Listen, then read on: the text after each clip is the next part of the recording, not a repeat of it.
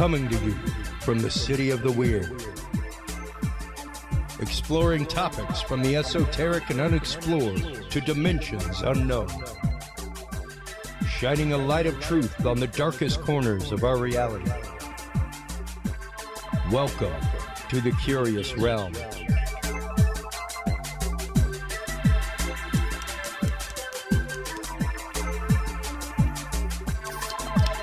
Well, hello everybody, and welcome to the official 100th episode of The Curious Realm. Chris Jordan here, your host, coming to you in a pre-recorded fashion, though I am here in town, off the road. I am out trick-or-treating with my son, as a proper father should on Halloween.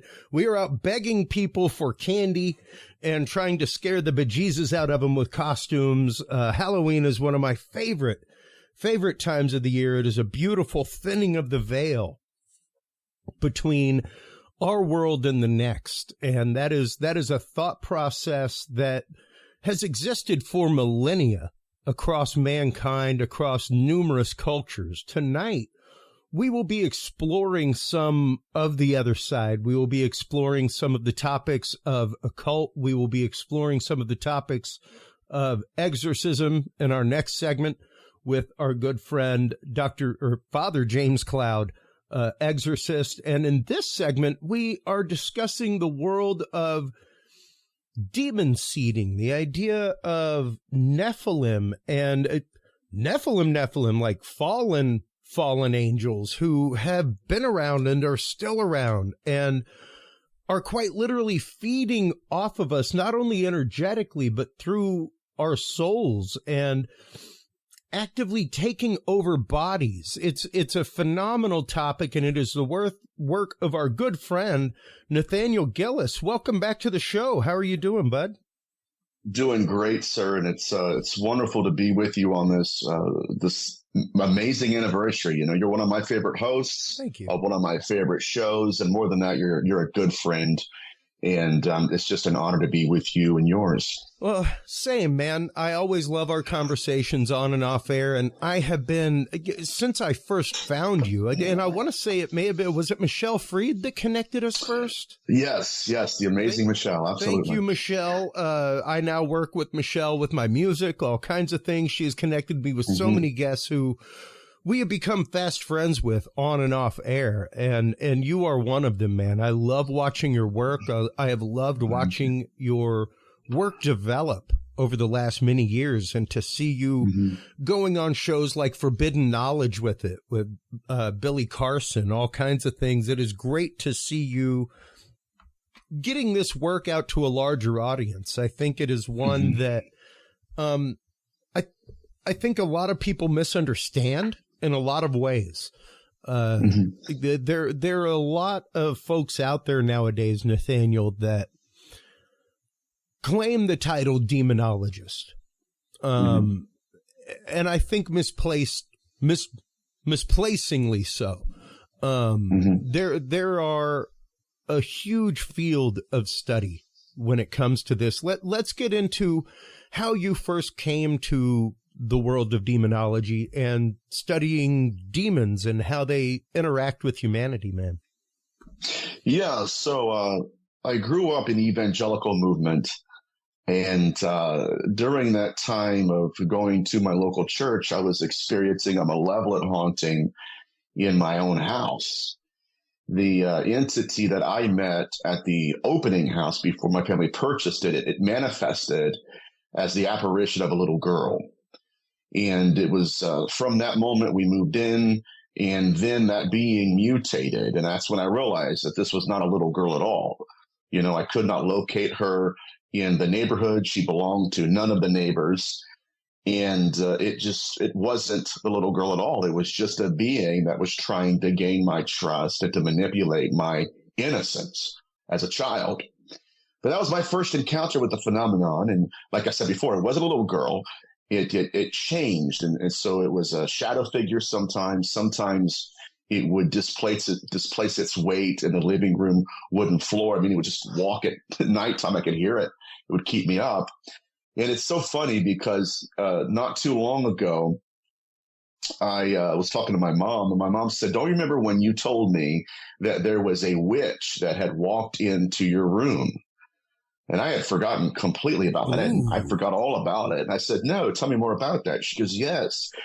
She said, "You ran into our room one night screaming because there was this really decrepit, almost like a shadow figurey witch." Oh, wow. That had just kind of slipped into your room and watched you from the corner. I had forgotten all about it. Like, I promise you, Christopher, I had no idea. Wow. And so that house was full of activity, but that was my first encounter, or even confrontation, if you wish, with the phenomenon we're going to be discussing today. And that's really what got me into this field and to where I'm at in my research. Now, how old were you when that experience happened? I was about 9 when that particular manifestation occurred. I was 8 when we moved in. Wow. I remember I was probably about 4 years old. The first experience that I recall having. And we lived in a small little trailer house in Crosby, Texas. This is literally my only memory of that trailer house, Nathaniel.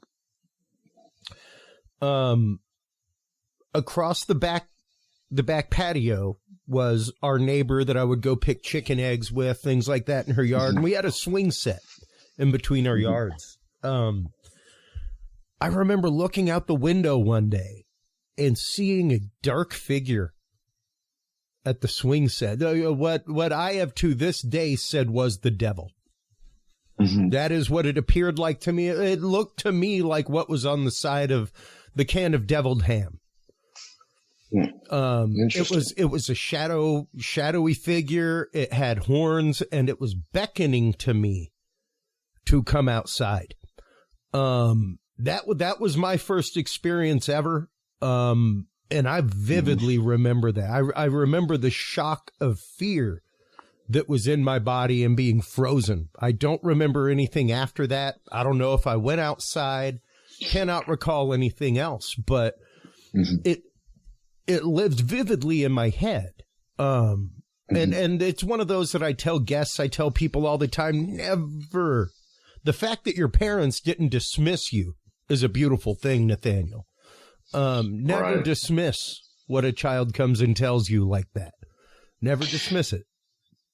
It was important that they were there for me. And to this day, I'll just be honest. I mean, there's no point in hiding it at this juncture. Yeah. I mean, look, there are times when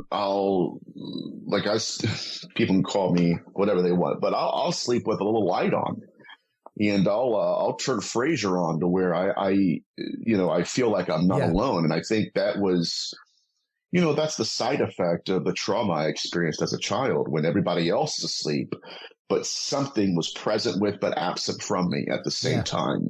It's there. I could still remember feeling watched by the entity, like there were eyes somewhere in the darkness. But what really was instrumental about that experience was I realized that the phenomenon can wear masks. It's not all love and light, and more than that there's a high measure of deception being employed. And when I figured it all out, I'm like, okay, this is not a little girl. Then what was it? And why would it know the human condition of a young boy to realize, okay, what do I have to turn into to gain his trust? It's interesting, Nathaniel, because that is a topic that before our conversation on air, we were discussing the concept of, air quotes here, folks, woo, in communities, and be it UFO, be it this, folks, is the idea of, there is a physical manifestation of Sasquatch, but then there are the folks that are me and my Nana. We feed them hot dogs from our back door, and we watch them. That's the woo, and the idea that now, and I don't doubt anybody's experience ever, but there are two camps in a lot of these fields, be it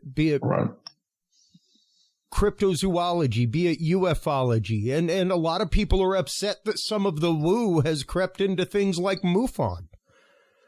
you know, but it's there, and it's there in all of them, even in your demonologic work, even in the field of paranormal, there is a woo aspect to it, and some of that can be seen in folks walking around trying to talk to spirits in to a lot of old school paranormal investigators, that would be considered woo.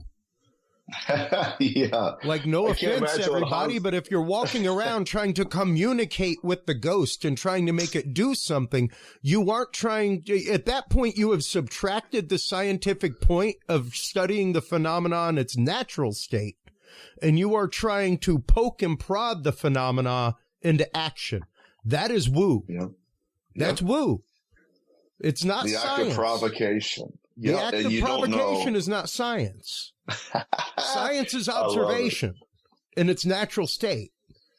So, like, it's weird, but you know, there are two camps in every one of these fields, and on occasion they commingle well.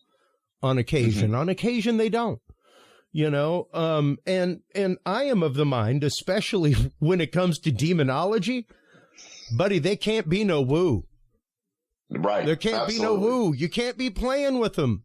They play by a different set of rules, man. They were given a totally different set of rules, and the last directive given, literally, the last directive given was in Job. You can't kill him. That's the only rule. That's the only rule they got, is you can't kill them. You can do anything you want. You can torture them. You can torment them. You can take away their riches. You can destroy their homes and families, but you can't kill them. That's the only rule. Yep, you're exactly right. And I'll tell you what, it's so funny because we were talking about some of this, you know, backstage, right? Yeah. Backstage. And, in the green room. In the green room, right? Rock on now.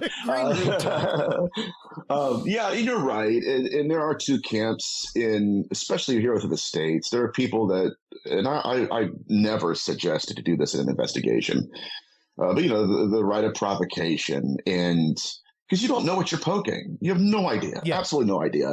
I can remember a case study in, I think it was the 11th century, when a 16-year-old boy was picking apples with his father, and they're in this orchard that they owned, or they purchased off an old family anyways. And he's picking apples with his father, and his father goes, okay, I'm going to go over here to another area of the orchard, and I'm going to be picking apples. He goes, we'll meet up for lunch here in a couple hours. He goes, okay. Well, the father comes back to the son later on, and the son looks disheveled. His clothes are ripped. There's bruises on his body, and he is now possessed by an entity. And when he took his son to the exorcist, he's interrogating this entity that was within the boy. They asked him, who are you? And the entity gave them his name. I'm so-and-so. Okay. And now it's so interesting. They're looking for victimology at this point. Why would you choose this victim? Why would you choose him over the father? He said, because in my life, I would assault people. And that's putting it, you know, PG. And he said that it was in this same orchard many, many, many years ago, underneath that same tree, that I assaulted my very first victim. And this kid, boy, wandered into that orchard underneath that tree, not even realizing that there was a being present that was stalking his own crime scenes. So the right of provocation is definitely not a good idea, because we don't have the ability to quantify what kind of threat they represent to our species. Yeah. And poking the bear, again, you can even look at Ed and Lorraine Warren's case study. You know, it's Harrisville, Rhode Island. They tried to poke the bear. It almost killed them all. Yeah. Not a good idea. Well, and, you know, any good exorcist will tell you that's just it. It is a long, long road to the world of exorcism. Nowadays, we have psychological treatment, things like that they go through first. But the idea that these things are able to guise themselves. Let's get into that real quick, Nathaniel. Yeah, absolutely. So the phenomenon does have the ability to wear masks, and I am of the opinion and the theory that the phenomenon has been with us since the dawn of written history, possibly, probably even before that. And so when we are dealing with this particular phenomenon, we must realize that it has evolved according to our awareness of it. And that's why when people are asking, especially in just the paranormal field entirely, not just ufology or hauntology or demonology, but, people say, well, this is a new phenomenon. It's not a new phenomenon. And I think the reason that many researchers want it to be a new phenomenon is because they don't want to include negative case studies in history into their field of research. If it's a new phenomenon, it has a new origin. Therefore, I'm not responsible for researching anything in biblical antiquity or any religious text in Mesopotamia, right? I could just focus on abduction accounts. Well, that's not, in my opinion, this is where I'm coming from. That's not the way to research, at least. I think that the phenomenon, again, has been manifesting in different masks. And it's because of that we cannot discount the field of demonology.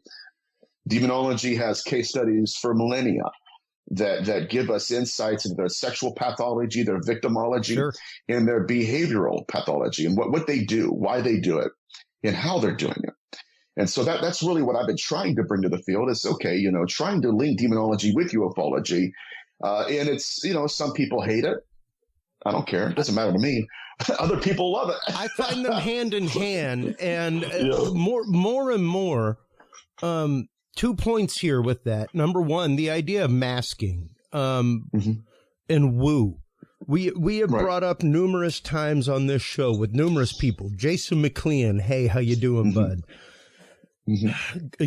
I mean, Nick Redfern, so many. The idea that I firmly believe in the hominid known as Sasquatch. I believe that there is an undiscovered hominid species in North America and across the globe. Fully believe it.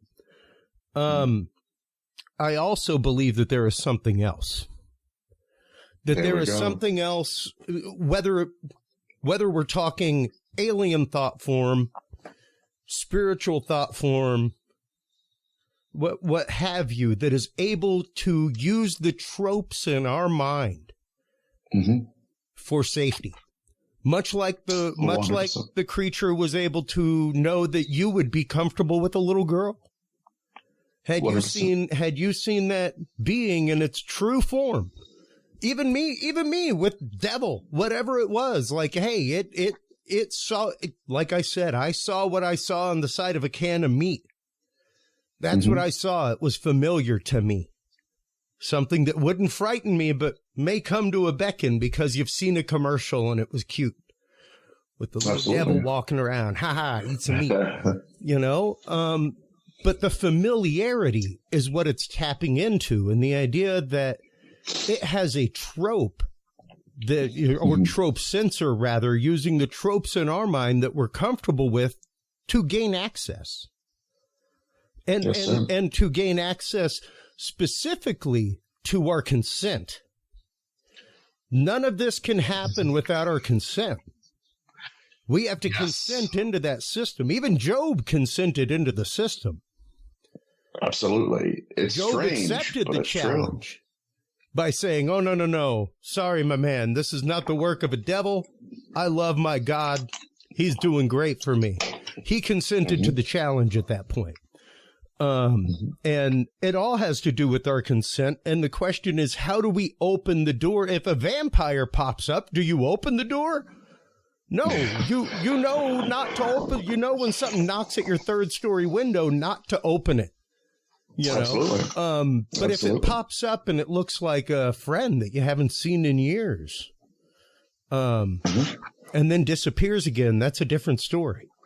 It's a different story, and the way that they have hacked our belief system inspires a thought in me that I've been wrestling with for the last 6 months. Go for it. If they are stepping into roles, who gave them the roles? Have they created entire religions in which to hide behind to prop up their own religious figures, so that later on they could manifest as those religious figures to deceive us? Now, this gets back into this whole idea of role playing. I know that's heavy because people are like, "What?" You got to think about it. Think about it. Come back. That's heady. Absolutely. And so we're looking at, the ways that they manipulated our species. It's deeply troubling. I mean, in demonology, there was a text that was written in Prague, and they were talking about their demons and some of the manifestations they were documenting. And they encountered a specific blueprint of demonology that's troubling, even more troubling than what a lot of demonologists would like to entertain. Number one, that demons know when people will die, how they will die, what kind of clothes they will die in. And this is documented throughout history. And so when you look at that knowledge base, then you have an idea of how and why they would often manifest as deceased loved ones, because they know, right? They know. And this gets back into the interconnectivities between ufology and demonology, because we've allegedly had aliens manifest as deceased loved ones in order to garner consent in their victims. And so it's not just the information base that this phenomenon is operating off of, but it's their willingness to use the information they have to manipulate us. Okay, I'm dear Aunt Edna. I said this all week on shows, but yeah, I'm dear Aunt Edna, or I'm Uncle Bobby. And so what we're realizing in the field now, at least what we're realizing is that there has to be a way to test them. And, we've had too many cases where psychics believe they're being guided by a being or by a deceased loved one. And then years later, they realize that the being was playing the long game and that it was not their deceased loved one at all. So there has to be a way to break through the mask of deception and to test the phenomenon. And that's really what we're going to get into tonight.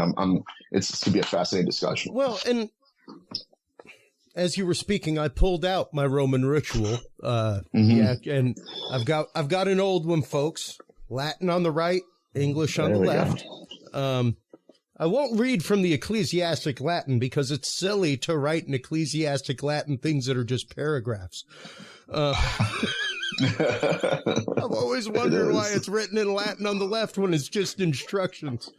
But at the beginning, right here in page 169, Exorcism of the Possessed, it's talking about things that the priest needs to be careful of, things that the exorcist needs to be wary of. And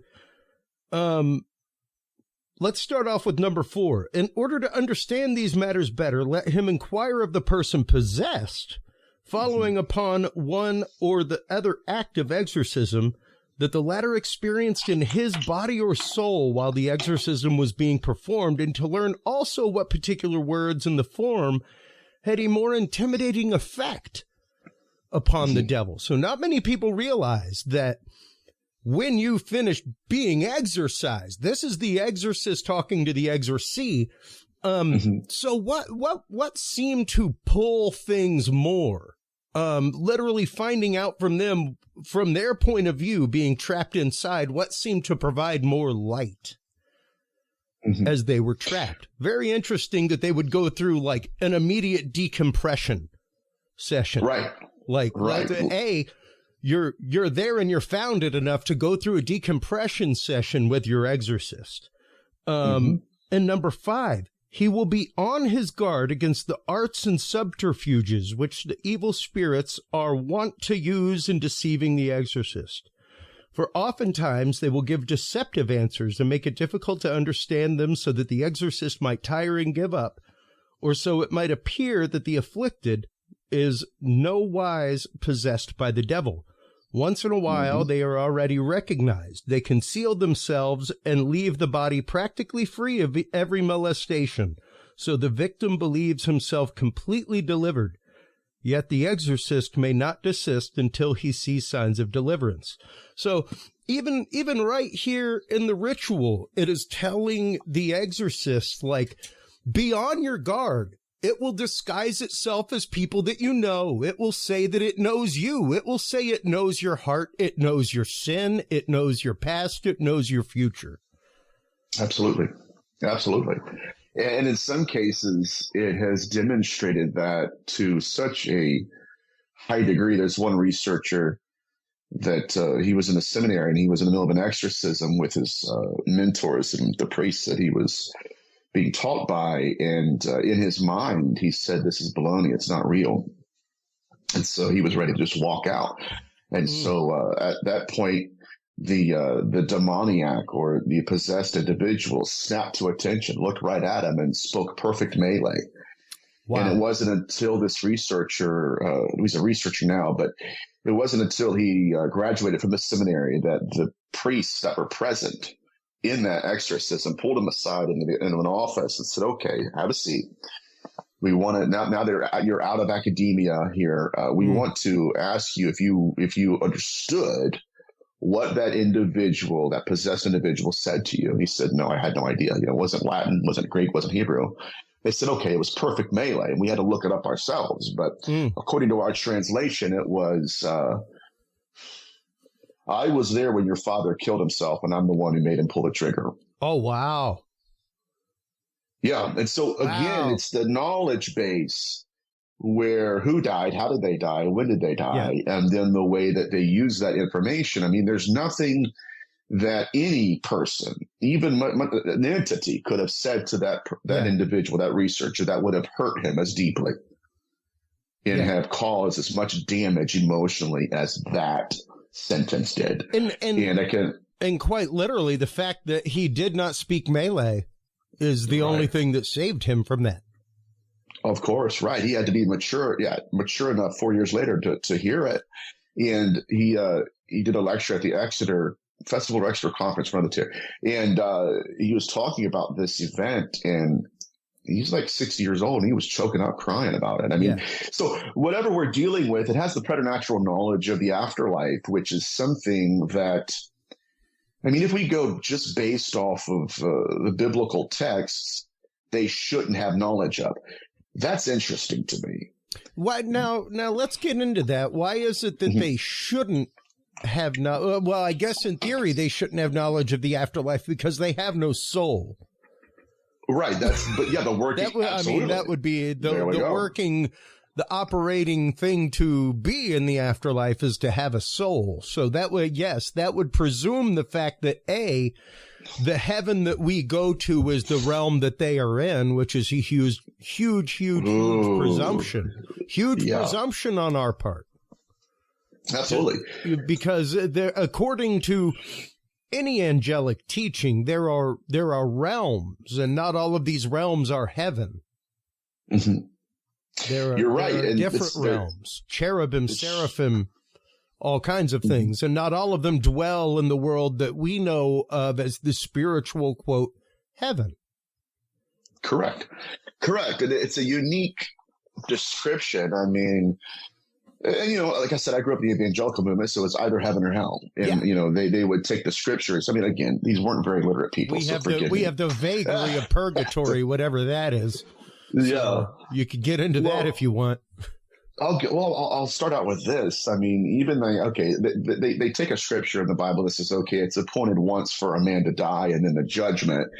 And because their uncle told them this or their favorite Bible school teacher told them this, they don't really look at the context. And I've seen this, people that watch my shows from my past, you should be studying this. And they think I'm a practitioner of demonology, which that's not really a real thing. Yeah. you know what I mean? It's a field of study. But anyways, they think I'm out in left field. Who cares? But they'll use that scripture to say that, okay, when a person dies, according to biblical antiquity, they die, they immediately go to heaven or hell and whatever. But they don't realize that was specifically at one of the feasts of God, where the high priest would go and make a sacrifice. It was in one of the Pauline Gospels. And then Yahweh would judge the sacrifice.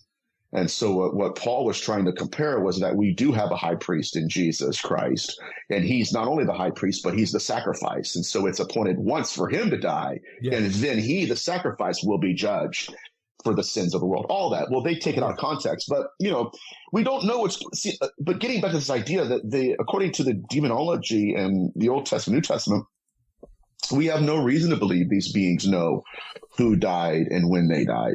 It wasn't until I got into the Watcher demonology that my eyes were open. And I thought, wait a minute, this fits.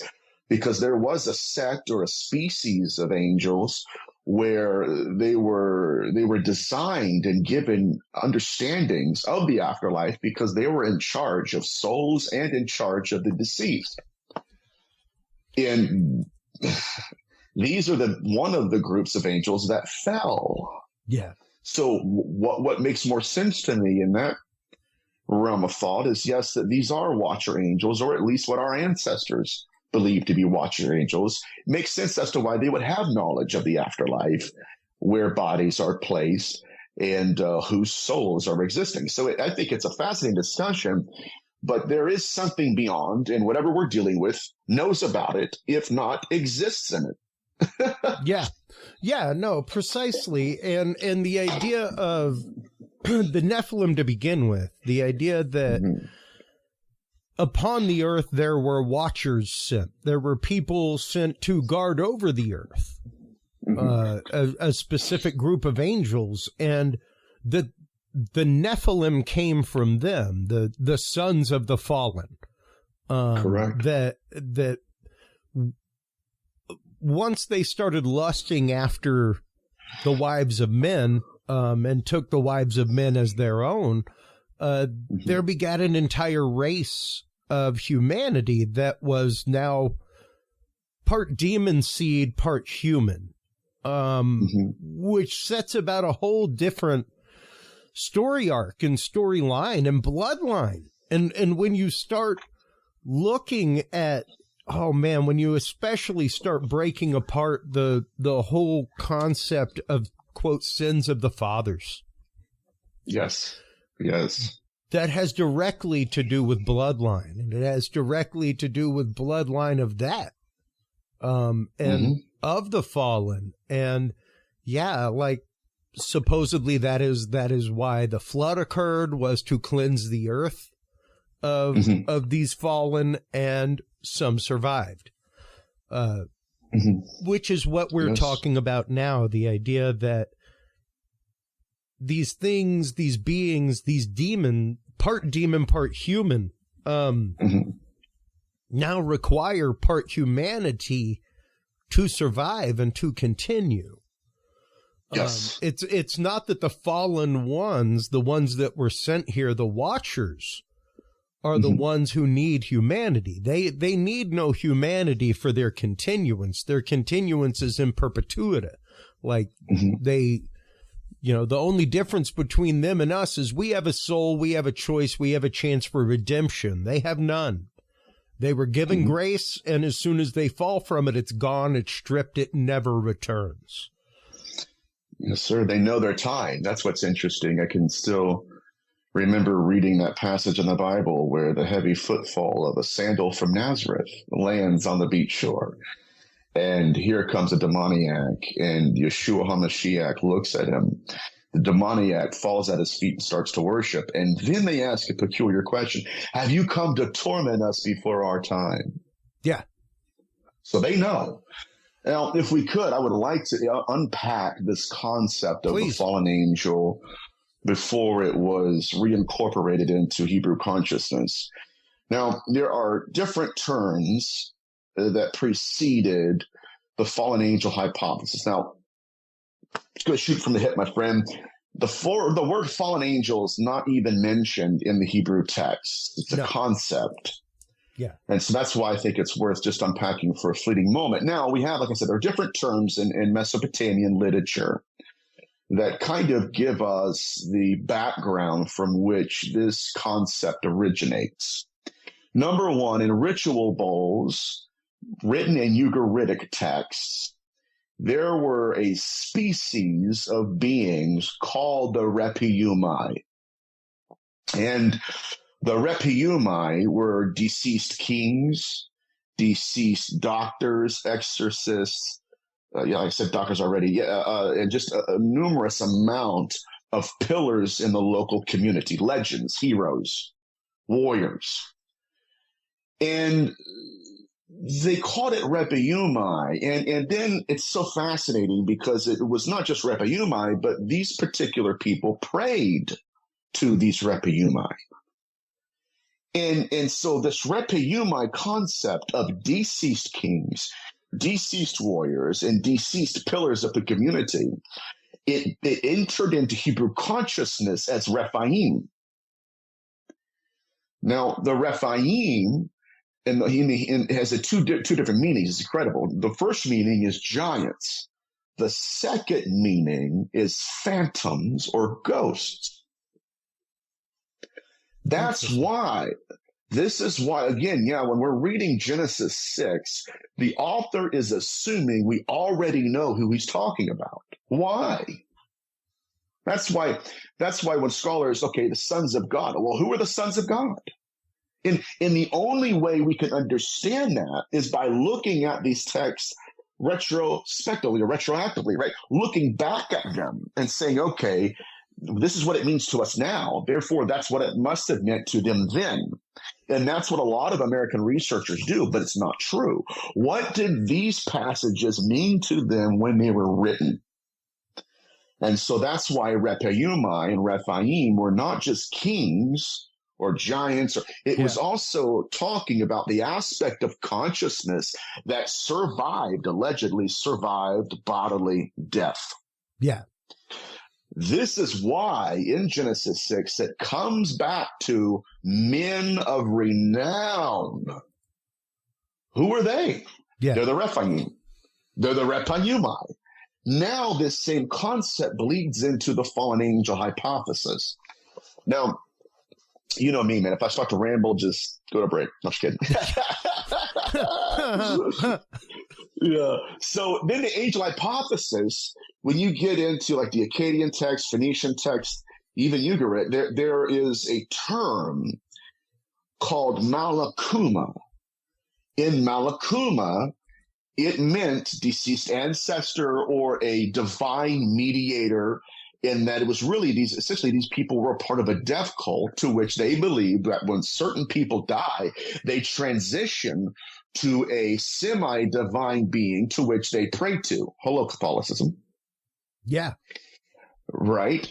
And sadly, then that was their whole concept on it. And so when we land in Genesis 6, that is the foundation. That's the root system that branches off into the legend of the fallen angel and of the watchers. Now, what they were telling us in the text, even with the watchers falling, if you look not just at the Hebrew consciousness of all that stuff, you look at the actual body of work in Mesopotamia, it was that there were people who died that made a pact with the watchers who watched over them. Yeah. And tada, we have the re-embodiment of the dead living in the living. And this gets back to the hybridization program. This gets back into the giants. And I can keep on going. But again, the Rephaim are not just fallen angels or anything like that. It was essentially a concept of the re-embodiment of the dead. And I believe this is the working theory that I'm nestled in my research, because I think that all theories originate from the Levant. Anyways. Well, and specifically when you were talking about the Rephaim, now I'm going to pop up on screen real quick the map of the firmament.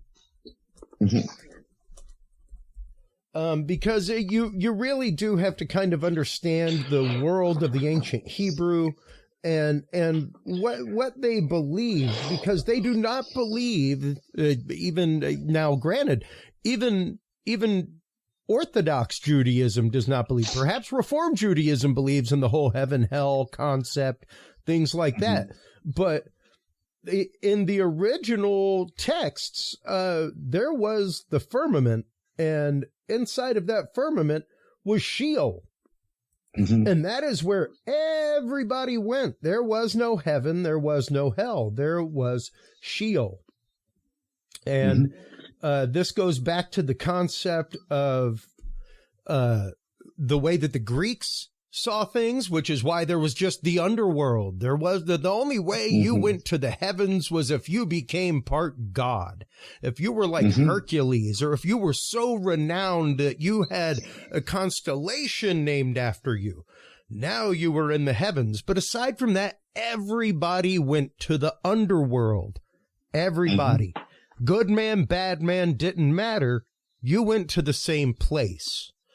And in ancient Hebrew tradition, that Sheol was a place of waiting until the time of final judgment. Correct. So, Correct. You weren't dead. It wasn't a point of finality when you died. It was a point of waiting. You were in a point of stasis until the time of final judgment came. Correct. So that changes the rules. It changes the games. You have not gone into a light that you cannot come back from. Correct. And what I love about this topic is, and this is the strangest thing in demonology, people think that the concept of demonology is monolithic, and that the ancient Hebrew mind in the Old Testament, their version of demonology was the same version of demonology in the New Testament. It's not true. Yeah. And, anybody with a cursory knowledge of this subject matter, anybody that could just pick up a book by T. Whitten Davies will see it. They evolved according to the manifestation of the phenomenon. And so a lot of this stuff is, even the Greek mythology here we're talking about, a lot of it's rooted in the Enuma Elish, or the Babylonian creation flood story. Now, this is fascinating to me personally. It says that the ghost of a man is made from the flesh of a god. Yes. And what is the ghost of a man? Well, that's, post-conscious or post-death. It's out-of-body experience. It's all of the above. But they consider the fact that consciousness had a texture to it. It had constitution to it. And it wasn't just something that can walk through a wall, but it could solidify to the touch, which we've seen that in ontology. But this getting back to the divine ancestor theory, that there are some people who, when they die, they can be prayed to. And if you look if you look into it, even with the understanding of Jesus after he died, yes, before he had touch me not, for I have not yet ascended. Well, if I can't touch something, why are you telling me I can't? You know what I mean? It was able. You could touch it, but he didn't want to be touched. And so there is this liminal existence between heaven and earth, between life and death. And I think that whatever we're dealing with exists in that space. No pun intended, by the way. Oh, no. And I'm actively bringing up, I'm actively bringing up the quote right now about when the woman touched Jesus's garment, because this is important. Now, there was a woman who had been suffering from hemorrhages for 12 years, and though she had spent all she had on physicians, no one could cure her. She came up behind Jesus and touched his clothes, and immediately her hemorrhage stopped. Jesus asked, "Who touched me?" Who touched me? He immediately knew, and it wasn't because of the pull of his garment. Right. It was because of his energy leaving. Absolutely. That happened. And to understand that perhaps Christ was one of these, quote, men of renown. Oh, absolutely. I think that's true. And you have to understand my perspective, not just you, I'm talking about in general. I come from the evangelical movement. My dad would fly Hebrew scholars straight from Israel to our house, and I get to hang out with them for a week. So I'd be able to pick their brain as a kid. And what you see here is just the petri dish of Mesopotamian legends and lore that seeped into the cross-cultural understanding of Hebrew consciousness. Absolutely. And so that's why, again, you're dealing with borrowed, what are called loan words. What's Rephaim? Well, they were Rephaima, okay. And so this gets back into Malakuma, that's what I was going to talk about. I forgot about it. Malakuma in the Ugarit, again, was a deceased ancestor, men or woman of renown. And then when they died, they evolved into this being that was semi-divine. This gets back into Esther Amori's book, Divination Women's Divination in Biblical Literature. She is I can't find it in my library. Anyways, she is a professor at Union Theological Seminary. She talks about when the witch of Endor went to conjure up, not even conjure up, but went to go and speak to the ghost of Samuel. Now, again, an evangelical movement, because a lot of us don't like to look at definitions, I'm just kidding, of words, we'll sit there and say it was a familiar spirit. Well, the familiar spirit, again, the Hebrew word for familiar spirit is yadonai. And that word is nowhere near that passage. In that text, it's called a Baal-Ob. In other words, she was a master of ghosts. And so when he came out of the earth, in the Hebrew text, she said, there is an Elohim. Elohim coming out of the earth. And so this is where we get the plurality of Elohim. It originated from the idea that the ghost of a man is made from the flesh of a god. Now, getting back to Malakuma now. This is incredible. I love it. Malakuma, in the Ugaritic text, meant a deceased ancestor that was semi-divine because it evolved, it molted their body, and they stepped into another dimension. It's almost like, I tell people, it's almost like Gandalf the Grey becoming Gandalf the White in Lord of the Rings. He's a much more superior being now. And so that word Malakuma began to bleed into Hebrew consciousness, and now their term for angel is Malek or Malakim. Yeah. Right? And this is also, it's an incredible concept. This is also why, again, Jesus or Yeshua in John 20:17, he says, touch me not, for I've not yet ascended to my Father. What point of his existence was he in during that passage of Scripture? Was he dead? Not really. Yeah. Was he alive? Yeah, it wasn't resurrected. And it strange. And it also interestingly explains his first appearance. Yes. After his death, which was on the road to Emmaus. Oh man, yeah. You know, where he pops up, has dinner, and then disappears. Absolutely. And that is what sends them running back all the way back to Jerusalem to let everybody know that he is risen. But they did not, and much like any angelic presence, and I'm getting tingles right now thinking about it. Oh, no, it's awesome. Much like any angelic presence noted in the Bible, man, that nobody knew who they were. They were just compelled. They were compelled to keep walking with him. They were compelled to keep talking with him. They didn't know why. It wasn't until he broke the bread. There we go. I was going to bring that up. That they realized that the veil was lifted, and they realized who it was. So, I mean, much like when the angel came to visit Abraham, and Sarah laughed, and well, you know, nowhere in the Bible is anybody. I think the only person who is fully aware that they are in the presence of an angel is Mary. Right. And she trembles in fear. Oh, yeah. To the point that the angel says, don't be afraid. That's not why I'm here. Like, because typically it wasn't a good thing. Yeah. If an angel was popping up, like, it normally wasn't like, hey, here's a joyous occasion. You know, it was normally like, hey, just so you know, this whole city's going to be destroyed. You should let them know. You're going to get nuked. You're going to get let nuked. Them know. You know, like they were sent as a warning. They were sent as something of a herald of things that were typically not good. That if you didn't change your behavior, something bad was going to happen. And even the point of the angel that came to Abraham, he was asked to sacrifice his son in faith to his God. You know, like God has asked you for a sacrifice beyond sacrifices. He would like your son, Isaac.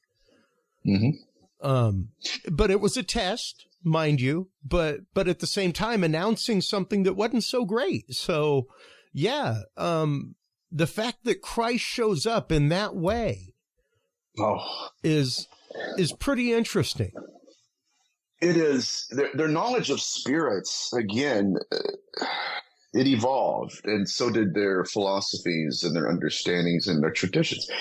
I mean, let's look at this case study, and we're just in the Bible. We haven't even talked about the paranormal and Mother Nature or anything. But when Peter was believed to have been martyred, his family's in the house grieving and thinking, "Oh my God, we just lost Pete. What's going on?" And next thing you know, there comes a knock at the door, and they look out, and there is Peter.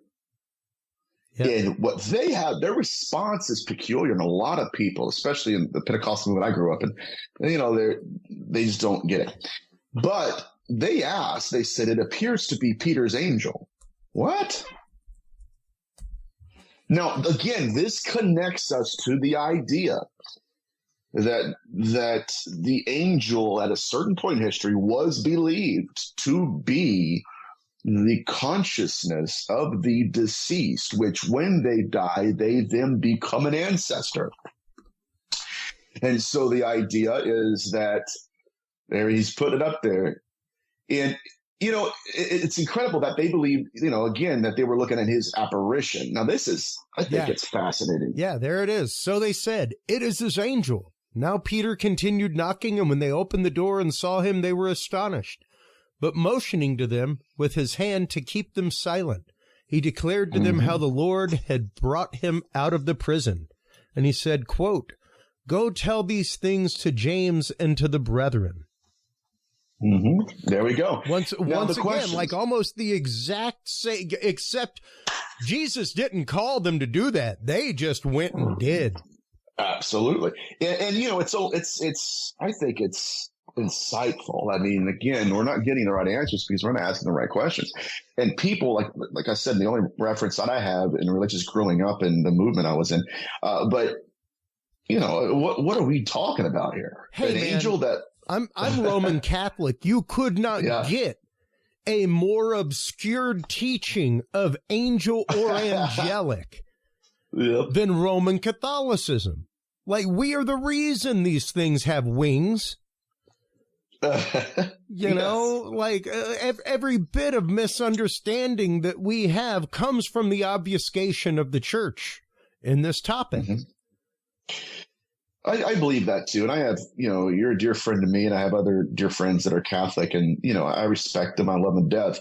But there are certain issues with the demonology. Hey, man, I love my faith. I love my capital C church, not the building down the road, things like that.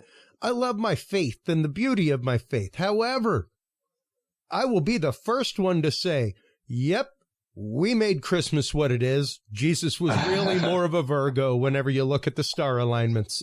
Like it's what we did. We came in and it was like, oh, wow, you have a celebration at that time? So do we. Let's just bring it on in. Well, yeah, syncretism. You know? Man, we'll go ahead and add that to the mix. And you know. Absolutely. And you know, there was a definite obfuscation of things. Most definitely. There was a definite culling of texts to form a narrative. No doubt. Sure. No doubt. Granted, many of the texts that were there that were culled were in their minority of being read to begin with. Things like the Gospel of Mary Magdalene, the Gospel of Thomas. They have amazing, incredible stories in them. But they were read by very few sects of Christianity to begin with. Which is why they were culled. But don't get me wrong, they were culling them to create a narrative. All absoluteness. All absoluteness. And with that comes the narrative of angels. And what they are and how they are, and this continuation of a didactic of black versus white, good versus evil, that has been carried on since Zoroaster. You know, that was really the first monotheism where there was suddenly black and white, good and evil. And there's no in between. Even what we're talking about right now, when you're talking about Hebrew tradition, deep Hebrew theology and their spiritual traditions, they go back to Sumer and they go back to Mesopotamia, which I have always held is a huge reason why the book of Genesis says first story of creation, second story of creation. I don't care which version of the Bible you pick up, my man. It could be a New Jerusalem Bible or New American Bible from the Catholic Church. It could be a King James version from your church. They both state first story of creation, second story of creation. There is a delineated divide between those two stories. One of them is Mesopotamian in origin. One of them is Babylonian and Sumerian in origin. Like it is from the thousands of years of tradition that they picked up as slaves before they became an independent free people. This is where their faith began, is when they were enslaved. And they picked up their stories and traditions from that and then became their own people after Moses. But you have to understand that history, and you have to understand that even their angelic teaching, even the concepts of the Kabbalah, their most mystical teaching, which is where most of this concept, Nephilim, everything else comes from, the angelic teachings, all of that is rooted in Sumer, in Babylonian tradition, and in Mesopotamia. Yeah, absolutely, sir. And yeah, so it seems like our ancestors were trying to describe an event in history the best way they could, within their own thinking mind. Well, no, how would I describe this? So they're Malakuma, or are they Malakim? Are they Rephaimai, or are they Rephaim? And so these are migratory loan words that, the Hebrew, they inherited, and they're moving on through different countries, different traditions, and they just reincorporated into their own theology. But getting back to this idea of consciousness and evolving after death, this is what the unclean spirit was. And this is what's so frustrating in my own field is, most of the demonology that people are discussing these days, it is Catholic in origin. Yeah. And I'm not poo-pooing that at all. What I'm saying is the discipline of demonology is interreligious and cross-cultural.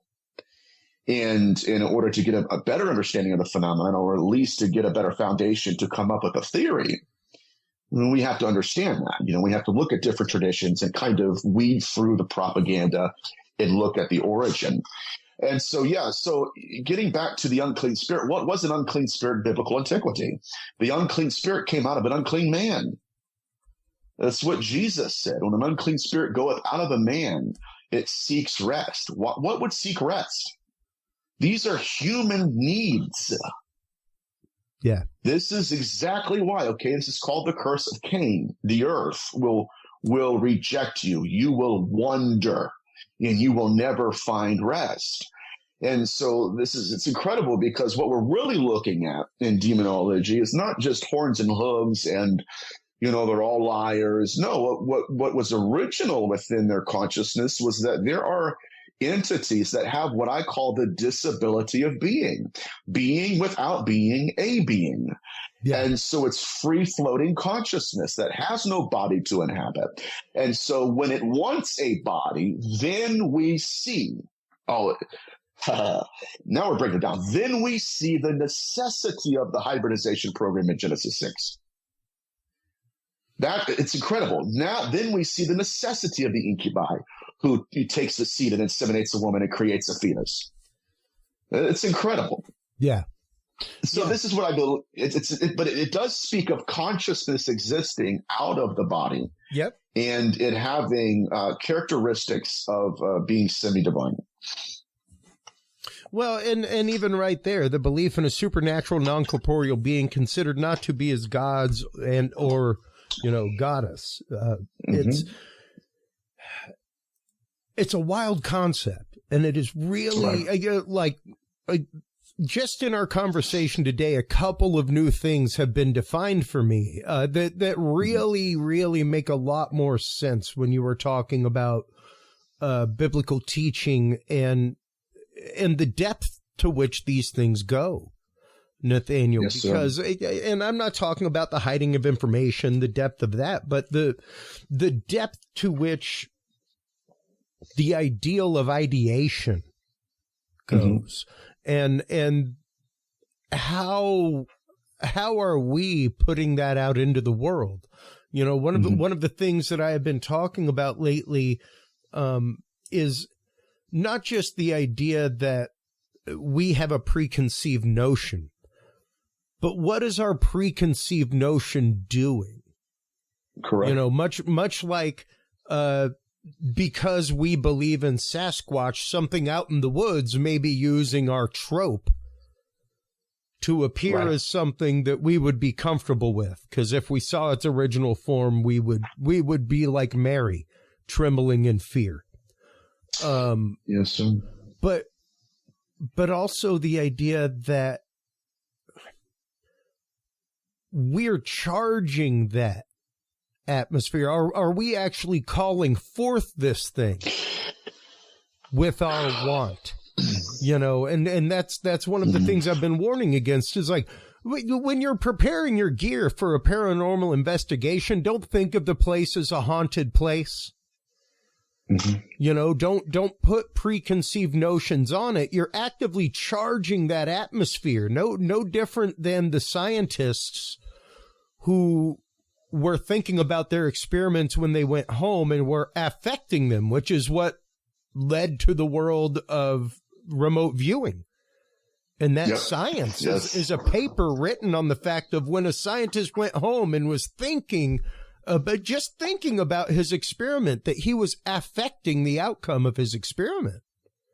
So absolutely, we are affecting the outcome by charging that atmosphere, by thinking about it the whole time that we're prepping gear, we're excited, we're going out to a haunted place. You know, I heard this happen, this and that. Like, you're actively putting that out there, you know? So is it you or is it the place? Is now the phenomenology that we have to explore, you know? Yeah, I love it. I love that's a fascinating topic. And even the idea of these beings, are they stalking us or are they just laying in wait? Because they don't necessarily have to stalk us. They can see the ones that are open. Absolutely. Well, to answer your question, I think it's a little bit of both. I think that they're operating off their own belief systems, their own pathologies, their own sexual pathology, their own victimologies. And I think that much of what we've learned in the paranormal... Absolutely. Explore that for a second. Well, when you get into even ufology, the abduction phenomenon, there is this pathology, I should say. We got a lot of ologies today, where in demonology even they prefer women. They even in possession cases, the Vatican will tell you that more women are possessed than men. Yeah. And it's not because, okay, women are bad, men are good. That's not at all the case. It's just that they look at possession like we look at pregnancy. In many cases, possession has led to pregnancy. And this is why when I mentor other demonologists, and I mentor maybe 2 or 3 because I'm very, very specific and picky.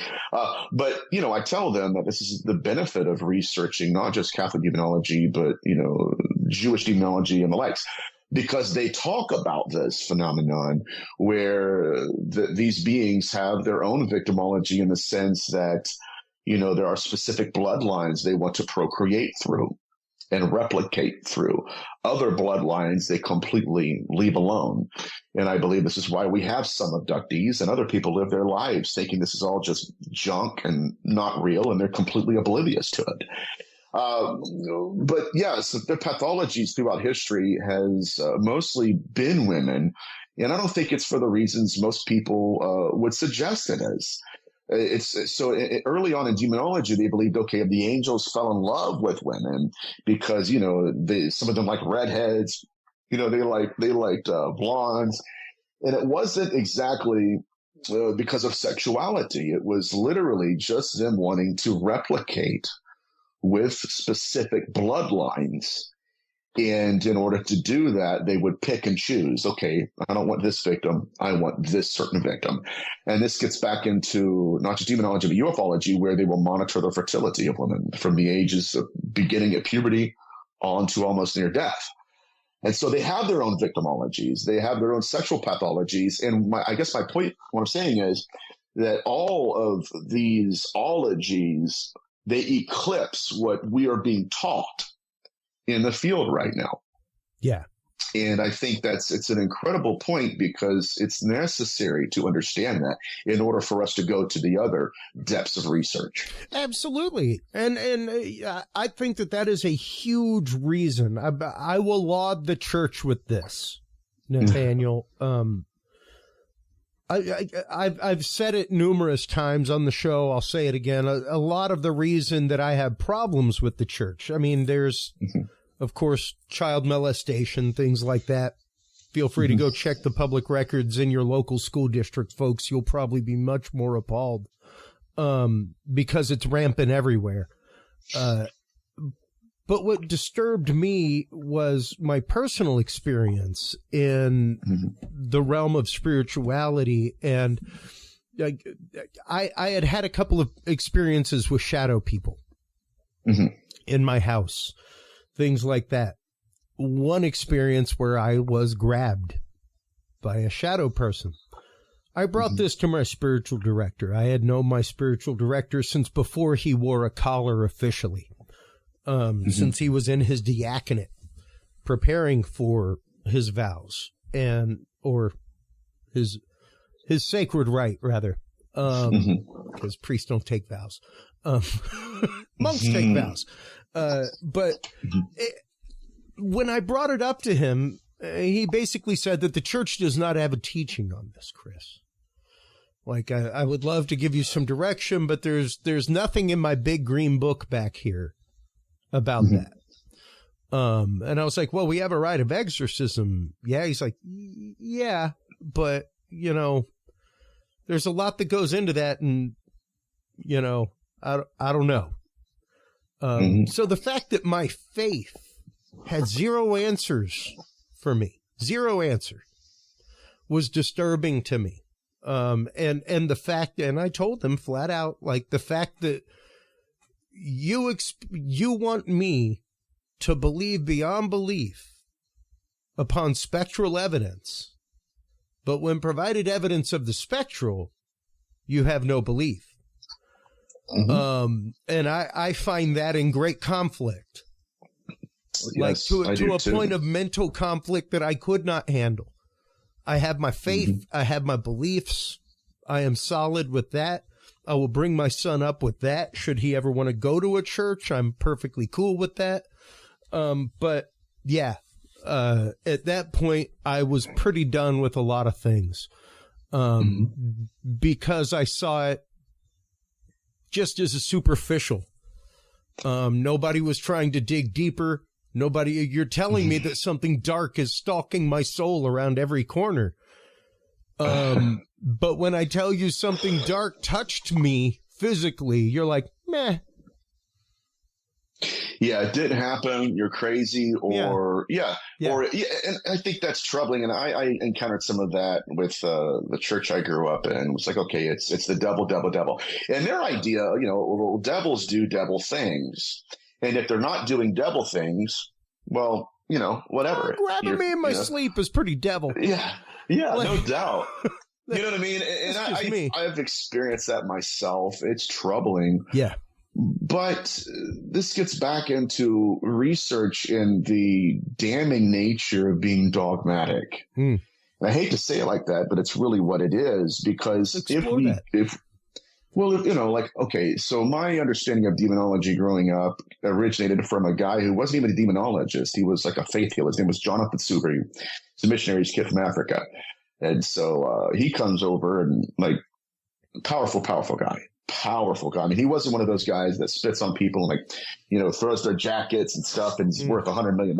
He just, he has a little church in Texas, but he's a powerful guy. But he was telling stories about, he's walking by this young girl at a revival, and in perfect French, Well, she was in the South, so either she didn't know French or she did, but the probability of her knowing it was slim.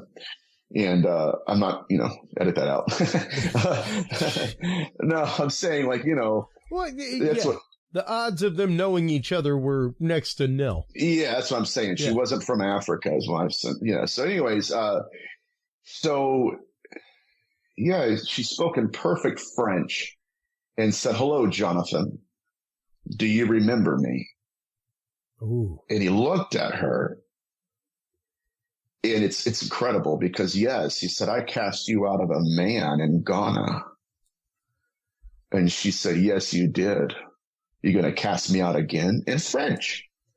And this girl, again, she was speaking English 5 minutes before. And that's why I said, she was from America. So it was kind of, anyways. And he's like, "Yes, I cast you out before. I'll cast you out again." So he cast her out. Anyway, so that was my understanding of demonology as it was given to me by their tradition. And here's the problem with being stagnant in our understanding of this topic. It's not monolithic. They evolve. We evolve according, to what their manifestations are. And if we're not keeping tabs on what they're doing today and just what they've done yesterday, then we're going to be at a loss. Because when ufologists come forward and they give us today's mail, and we don't, we're not studying present demonology, current demonology, and we're stuck in the past, then we really do not have the proper understanding needed to approach these subjects. And that's why I think that dogmatism is the coffin that the brain is buried in. Yeah. It really is. It's a box that's been put in a box, and that's where your thought is. And that is one of the things I've been saying very recently about the whole whistleblower thing, all that kind of stuff, is that the plus side is that we have now taken things by redefining them as UAP and taken them out of the box. Because for the longest time, science said, we won't look at it because it's not in our box of science. And now people are saying, I'm not going to study it because it's not in my box of what I call UFO. We want to put everything in a box called Kleenex. Nathaniel, there we go. There are 100 different forms of tissue paper out there. What do you call it? It's all a Kleenex. It's all a Kleenex. There's 100 different ways to make a copy. It's all called a Xerox. And as soon as we give it a name, unfortunately, we've now given it a dogmatic practice, and without that dogmatic practice, it isn't. Oh, of course. Which means that we can ignore it and not study it and push it aside. Yeah, and we are no longer responsible. We're not intellectually accountable to have to know these other traditions. And so, we're limited. And because we're limited, it creates an easier platform for the phenomenon to manifest. And that's why, Christians, it's Jesus. Muhammad, it's Buddha. I was working with a lady not too long ago where she was being abducted as a child. And her knowledge base was strictly cartoons. She didn't have YouTube at the time, so it's cartoons and comic books. And so when they took her, they manifested as a cartoon. So this is my point, and I know we'll get into this here in a second. This is pretty interesting. Getting back into the masses that they wear and the role playing that they perform, there has to be a reason why they step into roles, and it gets back to consent. Because this particular woman, she said that as she began to age, the phenomenon had not adjusted the program. They were working on her.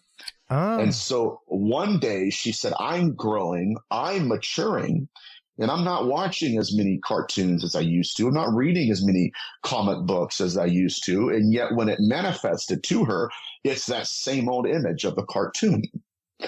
And that's when she started to disbelieve in that particular image that she was being presented. And this is her testimony. She said that when she started questioning if this was even real, the phenomenon caught it in real time. And its eyes began to move like it was focusing, like a camera would focus. And she said it was almost like it was measuring her literacy and her belief, and then bam, the next time it manifested something completely different. So there is this game that's being played between the phenomenon and us that makes me question, are they manifesting to us or are they manifesting through us? Indeed. Who is conjuring who here during these encounters? And so when, like, for instance, there was this famous psychic medium, but before he stepped into his gifting, he was, or his, whatever you want to call it, he was a child and he was in his room at nighttime. He had family over and his deceased grandpa was in the room with him, just manifested. And he, it looked like him, it talked like him, it acted like him. And so in this moment, that entity is leaning on that child's belief. Yeah. Do you believe I am who I appear to be? Now, belief, for some reason, and I'm still researching this, but belief is a form of consent. And I think that's why it's stepping into these roles, because in order for it to manipulate, it has the image it manifests as has to be believed in. Yeah. The moment you question it is the moment the mask begins to disintegrate. But in this particular case study, it manifested as the deceased grandfather, and then the deceased grandfather tried to assault him. And that's when he realized that the persona and morality of this being did not match up with the man he knew as his grandfather. So there has to be a testing mechanism in place. We have to question these spirits. Yeah. I mean, and don't get me wrong. If Huckleberry Hound appeared in my room in the middle of the night, I'd drop something. That would be a frightening experience for me. It should be, yes. What is this, right? And the whole thing, though, is the fact of, once again, that it used these familiar images with her, left her alone for years, and then came back and used the same familiar image. Absolutely. And when it didn't click, changed the program on the fly. Program, key point, program. In my book, The Skin That Crawls, I talk about the incubi and succubi and how my research is leading me to believe that these are not persons, these are not people, these are not things, programs. Where there's something going on here where it's a virtual reality experience. Do you believe I am who I appear to be? And they'll measure it. I don't know how, but they'll measure it. Okay, how much? This is why, when people are abducted by Jesus, and Jesus essentially teaches them something that's anathema to what he taught in biblical antiquity. It's fascinating, and I've been telling people this in my lectures, where do you really think that these beings would have taken the late Michael Heiser or the late Chuck Missler and appeared as Jesus to tell them some lie? No, why? Because they would have compared the teaching of that entity to the teaching of Jesus in antiquity. Yeah. Now, this is a major point that I'm about to share with you. Please. When we are in the midst of testing these beings, we've had them appear as everything on the table. Muhammad to Muslims, Jesus to Christians, ghosts to grieving people, cartoons to children. We have to realize something, that when you're in a game, you have characters that have characteristics. This is what they do. This is what they've done, and the whole gamut. And so that's why when Dear Aunt Edna appears, is it Dear Aunt Edna? What is she telling me? I have something to compare it to in history. Yeah. But my point is, we have a way of vetting them. But the problem is created when the program introduces an alien character, because now we do not have the ability to vet them. Yeah. We have to go by their own words. Well, and we have to go by our own belief and our own allowed belief, what we allow ourselves to believe. And as long as we believe it, then it is consented, like you just said. Consent. And even the idea, because I belong to a lot of online groups, as you know, Nathaniel, you're in a few of them. But there was one recently where I've got to think of it, just blew my mind, because people were talking about how there was a time gap between somebody dying and being able, and granted, you know, there's a time gap if you're looking at things in a Buddhist sense, as far as what the soul progresses and what the spirit progresses over time and things like that. But they were talking about a time gap between when somebody dies and when they can appear. And I was like, I find that very spurious, mainly because time is here. Like, we specifically here in this space and this sphere called Earth have mutually as human beings decided to slice time into this mutual agreement of 60 seconds to 60 minutes to 23 or to 60 minutes to an hour to 23.28 hours to a day. You know, by the rotation of the earth and by the rotation of the earth around the sun. That is what we have defined it by. So I don't think once you hit that spiritual realm that you're down with time. I don't think you're looking at a clock waiting. Oh man, I got 32 hours left before I can go talk to Aunt Edna. It's a strange theory that we can't prove. I don't think that's the case. So I guess what I'm getting to is the idea of one of these spirits possibly using the form of a recently passed loved one, specifically if they're using the form of a recently passed loved one that maybe you weren't close to. Right. That would literally have no reason whatsoever to appear to you.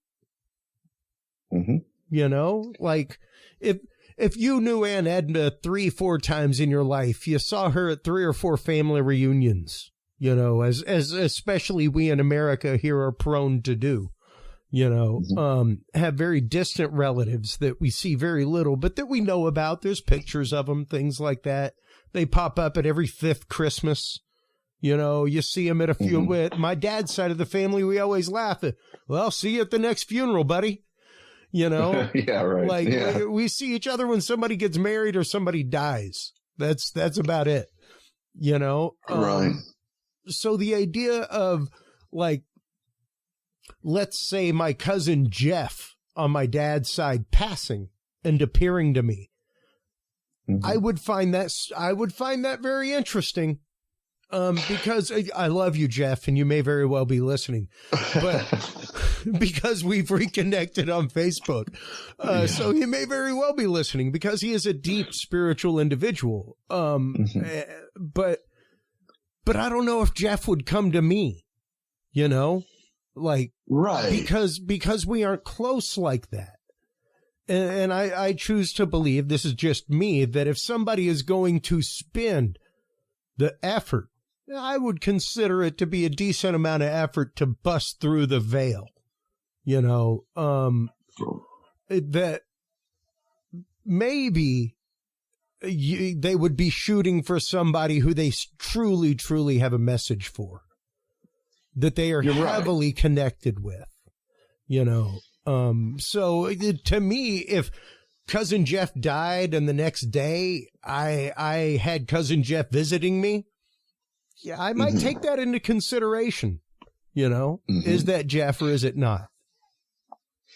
Yes, sir. This gets back to the information we're receiving, not just from demons, but aliens and all the various masks that they hide behind. And I truly believe that.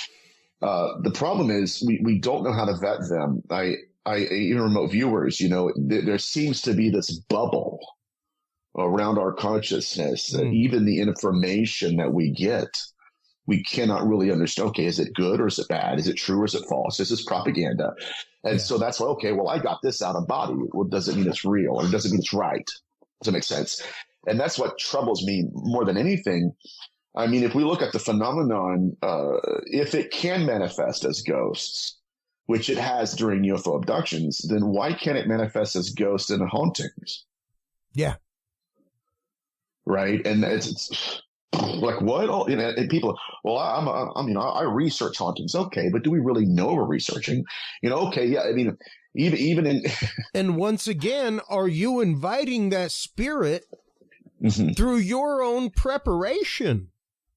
Is that in Right. and of itself your excited preparation of things and putting that onto the space? Are you charging it and inviting that spirit or that fallen spirit to embody itself as the spirit that you're investigating? Oh man, you're hitting the nail on the head, and it reminds me of something that I just forgot. I forgot earlier, but check this out. So again, when you're doing that, yes, the phenomenon has the ability to manifest as, okay, what you're expecting. And then sometimes it's almost like at a certain point, it steps out of that role and demonstrates a rule breaking that really kind of messes with our minds. I was on another show, and he was this big show, and he was talking to me about how he was on an investigation and he had a priest there because this house had a demon in it. And so the priest pulled out a vial of holy water, placed it in the middle of the room, and they just sat there for about an hour. And as the minutes went by, they noticed that entity was siphoning the holy water out of the vial itself. It was full, and it kept getting lower and lower and lower. So there are times, even with Carmen Snedeker in The Haunting in Connecticut, they told her to place a crucifix over her door frame, and that the being, entity, demon will not inhabit that room because of, divine protection. And sure enough, the next day she wakes up to find that the crucifix was thrown across the room, and now the entity has moved into that living space. So you're right. We've got to test them. But even the demon mask, the demonic mask, I think it really doesn't fully capture what we're dealing with. I think that whatever we're dealing with is a proto-intelligence that our ancestors tried to quantify as something. And in order to place a face on the phenomenon, well, it's got to be horns and hooves. I would suggest that the same phenomenon that's behind demonology is the same phenomenon that's behind ufology, in that what it's done is it's evolved according to awareness of it. Now, if I can finish this, please, this is incredible. Please. This is why when Kenneth Arnold was flying in his plane and he saw these flying saucers, he didn't see flying saucers. He said that he saw UFOs that were skipping like saucers. And yet the next few years, you see UFOs and witnesses of UFOs, and they say, okay, yeah, what I saw was shaped just like a saucer. Is it manifesting to them, or is it manifesting through them? And so there like is the cubes that are being seen now. Right. It's interesting how since the release of the Cube video, things like that a year or so ago, it is fully interesting to see the phenomenology of the shape of UFOs changing shape. Correct. Correct. And it's measuring what, okay. And then now there's, my brother used to be a part of a research team where they were cameras all across the country, and actually not across a portion of our country that had a high volume of manifestation and phenomena. And I'm talking thousands, Christopher, like they're putting them on, the trees, telephone poles, everything.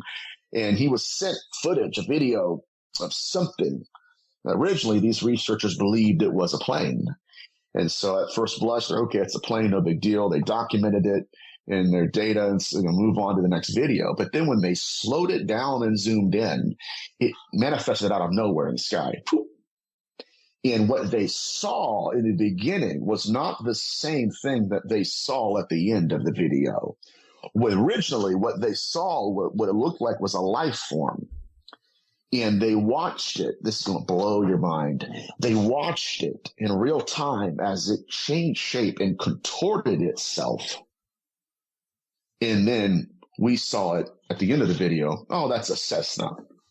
And even getting deeper, we have case study after case study after case study where a lot of these UAPs, and I believe that's why they changed it from UFO to UAP, is when it manifests as something that wants to appear as a UFO. Oh, and when you look at it, there are certain technological features that do not have the ability to facilitate flight. Yeah. Period. Much less space travel. You couldn't put them on I-75 and make it go 20 miles an hour because the way it's manifesting, the bolts would fall out. But again, it's manifesting because it wants to appear as something, but it's really not what it appears as. And this gets back to, okay, what would I believe a UFO looks like? What do I believe a plane looks like? What do I believe a demon looks like? And now we have the newest character. Oh, it's an alien. Big eyes, bulbous eyes, bulbous head, right? And so that's what I'm thinking is it's that there is an interactive experience occurring. Now, moving even deeper, we know anybody worth their salt in this field in terms of researchers, we know deception is occurring. It's a fact. The only question we're asking ourselves now is, are we being deceived for our own good? And I can tell you, in some cases, people say, yeah, we were. But in many other cases, we're being deceived for the purpose of replicating their species and falling into the trap that they have created. Yeah. Yeah. And, it's interesting because I had a very famous remote viewer tell me privately that he had viewed the Greys, and what part of the problem with the Greys was that yes, there is a reverse engineering program going on because they have given us technology on purpose because they are basically a hive mind, and in order to get to that, they had to give up individuality. With that goes creativity, ingenuity. It's all out the window now. Great that you have all this fantastic technology, but you have no new way to apply it. You can't invent anything. You have given up your individuality. So they are coming to us to help invent things with their technology to help their society. Interesting. Pretty interesting take. Absolutely. And that is what he says. He is remote viewed. I could see that absolutely being a case.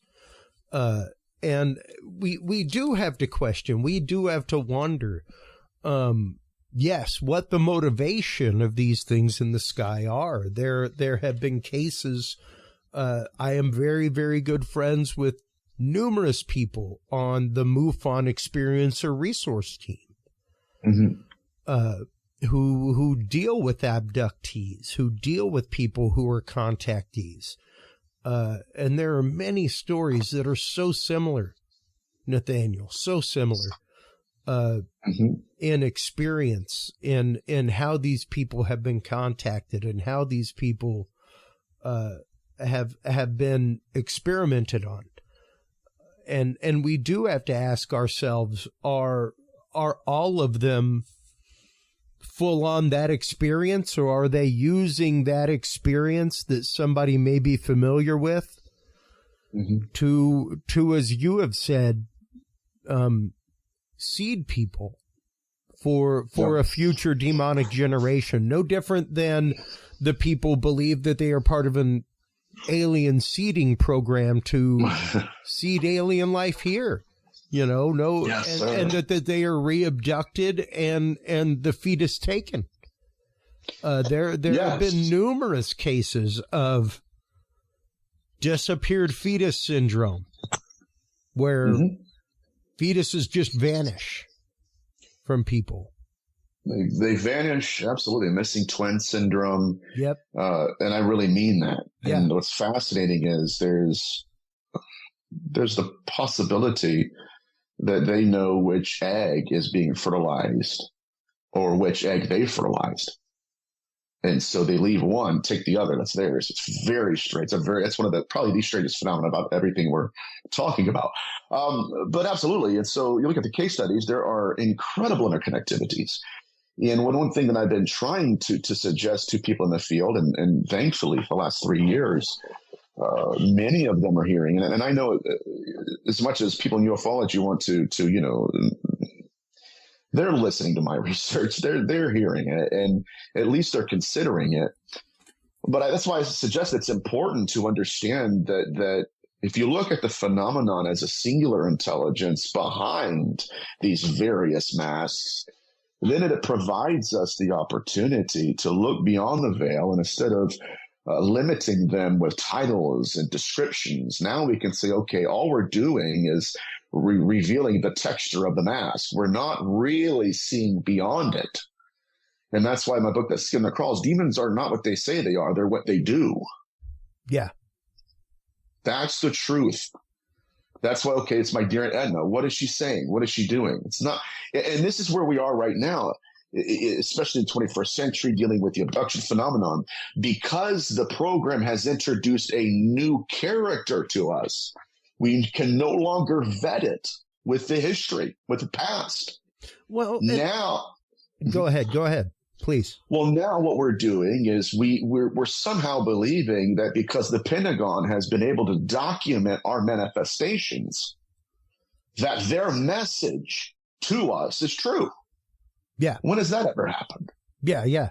No, and that's what I've said since the beginning. I don't know a single time that any alphabet agency has ever been called before Congress where they haven't been found to be lying. Indeed, I'll wait. Indeed, good point. I'll wait. Yeah. Feel free to dig up the footage. I'll wait. Oh, yeah. Because no doubt, it's pretty common. It's what their job is. Like the CIA is spies. Like we pay them to lie. But to me, especially right now in the field of any of this, I think you have some of the best hypothesis out there when it comes to this topic, Nathaniel, hands down. Thank you, sir. And that is what it takes right now is open heart and open mind on this topic to disclude this or this concept. I think is very dangerous. Yes, I think it's inordinately dangerous because right now, we have a big conundrum going on, not only hypostatically as a humanity, but ontologically. We don't know where our footing is. There was a point in time where didn't really matter what your creed was. You knew that somebody was spiritually grounded in some way. And we have lost a lot of that. I'm not saying that that's a bad thing. I am one of the people that fully says, we're supposed to have anarchists running. Like we're supposed to have an anarchist on the ticket, like so that we know the balanced choice between things. Without the option, we have no contrast, and without contrast, there is no definition in a picture. And that's necessary. And to once again disclude this topic, to disclude the idea that any technology out there wouldn't be able to manifest itself in any way at once. Is to me alien, because we're dealing what we have decided to do once again is to rip the box open. Yes. And to try to put it back in a box, it does it disservice, all of it. To think that this and the spiritual, and it's strange because I'm a big believer in nuts and bolts. I'm a big believer in the work of MUFON. Big believer. Too. Lifetime member of MUFON and lifetime supporter. But I believe in the woo, Nathaniel. Like I have had my moments of woo in the world, like personal moments. They're moments that changed my life. My moment of grand revelation in a church changed my life. Nobody else experienced that in that place that day. That was for me. much like any other UFO experience where you see something and the three people around you don't. That experience was for you. But we have to break that apart, and we have to be willing to wonder why we were the ones amongst everybody, you know? And the idea that, something might be using us. We have to have that as something in our mind. That is a concept that we have to fully accept, that we may be very well influencing that, and that we may be opening that gate. Like it's a dangerous thing to think and to say. But so many of the practices, even the idea for me of CE5, the CE5 protocols, you know, and like it borders on seance, and I'm okay. Oh my God, it does. I'm okay. Yeah. But are you willing to question your experience when it happens? You know, and are you willing to say that may be something that's trying to use you? You know, like, hey, I'm getting ready to watch it. I watch it every year at Halloween. I just watched it a couple months ago, The Exorcist. It did not say, "Hi, my name's Pazuzu, African god of the west wind." I've got Pazuzu over my left shoulder in my shelf over there. But no, its name was Captain Howdy. There we go. To Reagan. It was a familiar voice that was a friend that was funny that made, oh, Captain Howdy, don't say that. You know, and then things went awry. It was whatever it took to get that consent from Reagan. And I would posit the fact of one of the reasons why females would be targeted is because of their guiling ways. The demon, the spirit, could absolutely use that to further itself through our consent toward them. We would much rather consent to the wiles of a woman. Absolutely. Now we see that in succubi cases. Yeah. I mean, through and through and through and through. But getting to the masks that they're wearing, it does seem to be that they're evolving according to our awareness. And, you know, are you aware of this mask? Right. Okay. Yeah. Then it evolves. And what's so fascinating about this, looking at this phenomenon through a macro lens, there are certain evolutions of the phenomenon, but there are also certain agendas that even as they change the mask, they reincorporate it. Yeah. Because it's still important to them. This is why we have to look at, not just abductions, we have to look at incubi encounters, not just incubi encounters, but the debut phenomenon of the 16th century. The hybridization program is not modern. It's a modern interpretation of an ancient phenomenon. And when you look at antiquity, these kids went missing too. Even in demonological literature, the babies that originated between demonic and human relations, if they were not taken from the womb, they were taken almost immediately after being born. That's fascinating. Yeah. Where our child go? Where'd the child go? He's gone. Really? Who took him? The phenomenon. The phenomenon did. Even in the 16th century. This gets back to the CE5 movement, and it's conjuring. I call it conjuring. CE5. And conjuring entities. And so in the 16th century, the same phenomenon manifested. The only difference was that this particular tradition believed that they were encountering the deceased. Not unlike some abductees when they're in the ship and they encounter a deceased loved one or an ancestor or someone they didn't even know was dead until they went back home.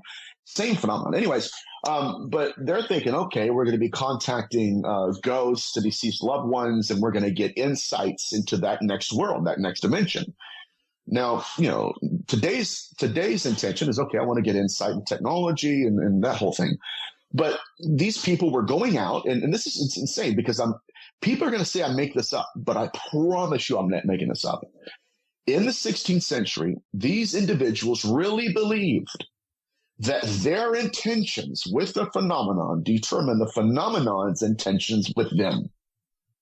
And wouldn't you know that many of these women, after performing these rituals and going out and trying to contact the ether, they would go home, and in the middle of the night, a dream demon would induce them into sleep and then inseminate them with a fetus. Wow. And to the point that it wasn't just the fetus that they were pregnant with. They were also pregnant with the entity that had assaulted them. This is why I've done hundreds of shows. Oh my God, it's a hybridization program. It's usually looked through the lens of modernity. And therefore, it has to be this. It's alien DNA and all that. And I understand all that. I'm not discounting that. What I'm suggesting is we have other case studies in the fold that we need to at least recognize. Yeah. And I'll finish with this, at least this point. In these case studies, the women were possessed by an invading consciousness to the point that they were pregnant with the fetus. Very interesting. So it was an incubi, and it was a possessing entity. Now, this led demonologists to ask the following question. Were these women pregnant by the incubus, or were they pregnant with it? And they would perform the lavouche. They would take the thumb, put it on the wrist. They would feel 2 heartbeats in the same body, 2 pulses in the same body, even to the point that the women were showing like they had a fetus in their womb. Now, upon exorcism, when the phenomenon removed the consciousness that invaded that woman's body, so also did they remove the fetus they had implanted. And in these case studies, suddenly we realize the pathology here. The purpose of the hybridization program is for them to place consciousness into the fetus and then to take both of them out at the same time. Interesting. Which would lead me to believe that we are dealing with unclean spirits that need a body to possess. Interesting. Yeah. The idea of, once again, the offspring of the Rephaim. Right. And just so you know, folks, would you rather have Captain Howdy or Pazuzu? Because that's Pazuzu for you right there. That'll probably get this entire episode banned because of Pazuzu's phallus. Oh, no. It's fallacy. Phallus is a fallacy. Yeah, but in all sincerity, yes, to know that these things need physical flesh, especially the realm that you're talking about, that are in between, the ones that were born of flesh. Oh, because they weren't fully spiritual to begin with. They were born of flesh. They were part flesh, part that, and they have the means by which to continue themselves so long as they have the flesh. They are not like us, where their spirit goes to Sheol or to the darker light, depending on what you're talking about. Their spirit stays here because of part of what they are. They were here the to liminal. Begin with. Yeah. Yes, sir. This also bleeds into the disability of being. I mean, the necessity to replicate through the womb is very interesting to me. Dare I say, fascinating, because right now in the 21st century, even as kind of we're peasants in terms of technology compared to them. And if they are so technologically advanced, why couldn't they create an artificial womb? Why do they want to be gestated within the womb of a woman? What is the purpose? This is why in my lecture, one of my lectures is called The Pathology of Possession. And this gets, when you're looking at the essence of Genesis 6, the men of renown, the legend of the Rephaim, the dead, being re-embodied amongst the living, it is throughout all of Mesopotamian literature. Something occurred in that changed their perspective of the afterlife, their perspective of souls, demons, angels, all of it. And in this literature, and this is all right, we're talking about the re-embodiment of the dead in the living. Wouldn't you know that in the 16th century, they considered the debut phenomenon to be the impregnation of the dead. Hello, hybridization program. Yeah. In the bodies of the living. And wouldn't you know that when the consciousness merged with the biological avatar that was in the womb, they took both of them at the same time? I'm going to send this to you because I just found something on islamweb.net. Okay. About whether or not a woman can be impregnated by a jinn. Interesting. And it brings up some interesting topic. The minds cannot accept this matter since human and jinns are two completely different creatures. The nature of each one is totally different from the nature from the other. Human beings have body while jinn are only spiritual. The human beings are created from sounding clay, like the clay of pottery. Once again, there's that clay, while the jinns are created from a smokeless flame of fire. So mixing one kind with another is illogical, and breeding with this diversity is impossible. Therefore, we believe this woman who was pregnant from Zina, most probably she has committed this sin willingly and deliberately. Yeah. Once again, it's the fact of, could they do it? Not without full consent. This is getting very deep. Like so that, I can't believe I just found that on an Islamic site. Yeah. So I will send that to you because it goes once again into the clay of creation, everything else, and the fact of the consent has to be there. It wouldn't naturally happen. By the laws of nature, it wouldn't happen. Right. And there's same thing by the laws of Hebrew nature, laws of angelic nature, everything else. It wouldn't happen without consent being there. And they use different aspects and different masses to get us to that point. Now, here's something worth noting in Father Sinistrari's research. He was a Franciscan priest. He talks about the position, the phenomenon placed female victims in, and he would have discussions with them and their families, and they were basically at their wits' end because in the Bible, seemingly there was no prohibition against having intercourse with whatever these women were having intercourse with. Like there wasn't, they couldn't find it.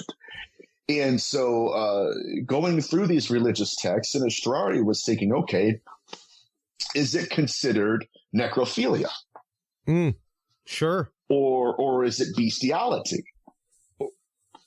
Or is it even necromancy? I'm leaning towards that. Necrophilia, necromancy. I would definitely lean toward necromancy because at the very least you are communing with the dead. Yes. Especially when you're talking about this realm of spirit that you're talking about that is skipping generation to generation, which can really get into, especially whenever you start following Kabbalistic Judaism and Orthodox Judaism, the idea of the sins of the fathers, the idea of reincarnation within generation, where a soul skips a generation and comes back, and how that sin of the father is even carried through the familial bloodline. Yes, sir. Yes, sir. And we have this strange happening where, for whatever reason, these beings want a material image of their apparitions. I'm telling you, when you look at the bloodline of this research, no pun intended, you see how it's interwoven. The concept of something deceased, something disembodied with a disability of being needs to replicate through the womb and through words. And both of those are combined. But getting back to this idea of the dead being re-embodied, it is necromancy. I mean, even when you get into literature written by, Montague Summers and Estrari and other vampirologists, that there was this phenomenon of apparitions manifesting over the recently deceased and reanimating the body to harvest excretions. and then taking those excretions and implanting it into a woman to create a hybrid child. Now, guys, this is what troubles me about the whole hybrid mothership. I've spoken to many women about this. I've had to, and literally, I was put in a position one time to do marriage counseling because this phenomenon was attacking this woman, and the husband didn't believe it. It was just a really unfortunate event. But here is the problem. History tells us that the first hybrids were created with the seed of dead men. So what are we dealing with? And it does speak of the afterlife. It speaks of the dead. And more than that, it speaks of esotericism and sorcery. It's not just seed from men. In one Witcher book, it talks about how it was the seed from hung men, like people who were murdered. And that's where the phenomenon went to first, and then created a hybrid with the seed. It's troubling, but the deeper we get into this gloomy labyrinth, we see deception through and through, but for what purpose? And it does seem to be, and I'll conclude with it, it does seem to be the re-embodiment of the dead in the bodies of the living. And that is my working theory. And it is an amazing hypothesis, Nathaniel. I have once again loved this idea since I first came across it. The idea that there is a working group of, and I wouldn't say it's not like it's some kind of spiritual Illuminati going on or anything like that. This, I don't think that, and maybe you can correct me, I don't think that there is an overarching plan by these things.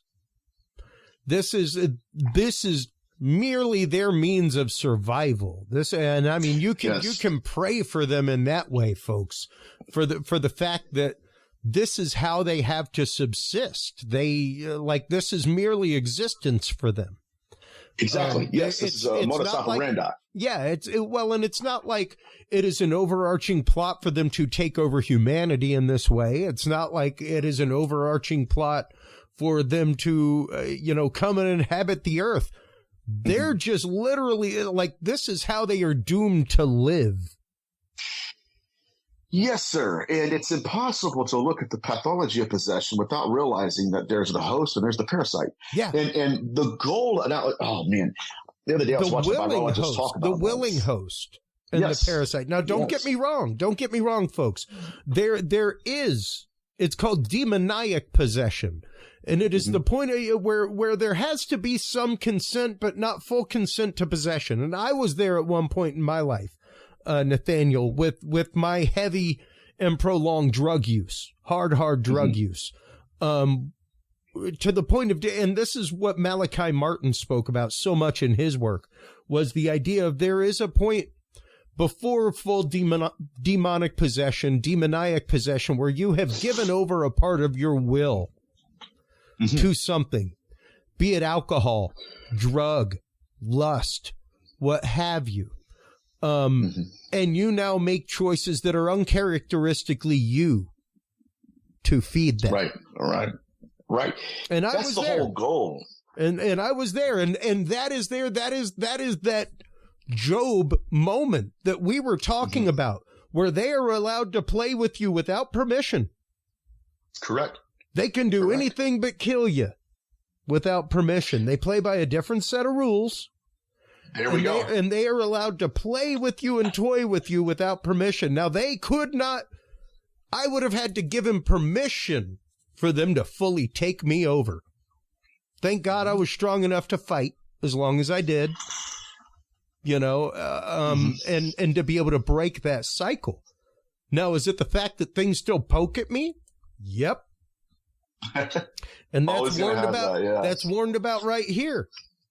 If you are somebody who's gone through this right, you better get close to something bigger than you real quick. I don't care if it's the church, the tree next door, a dog, whatever. You better find your connection to what is bigger than you. Absolutely. And get close to it and love it. Because that thing knows your phone number now. Oh, you could change the phone number all day long. It knows the extension. It'll get to you. It'll find its way back.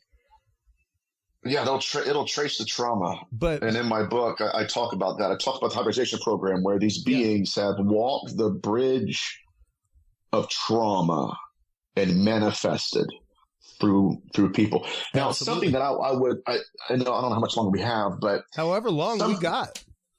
So what's been really interesting to me of late, it's the Collins Elite. For those who don't know, the Collins Elite were a group of researchers from the Department of Defense. They were a private research group. They were not funded by the DoD, but they were a part of the DoD.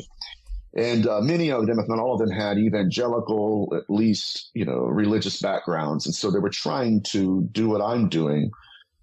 Probably did a better job, but they had more researchers doing it. I'm by myself. But anyways, they're trying to connect, trying to understand the interconnectivity between demonology and ufology and what we're really dealing with. But at the end of their research, their conclusion in what their conclusions led them to believe, it disturbs me. Number one, they believe that these beings were demons. And people are going to poo-poo on that. Well, just hear me out, guys. Yep. And that the phenomenon was masking itself as an alien. And they went to Sybil Leek, who was a contemporary to Crowley, Aleister Crowley. Mm-hmm.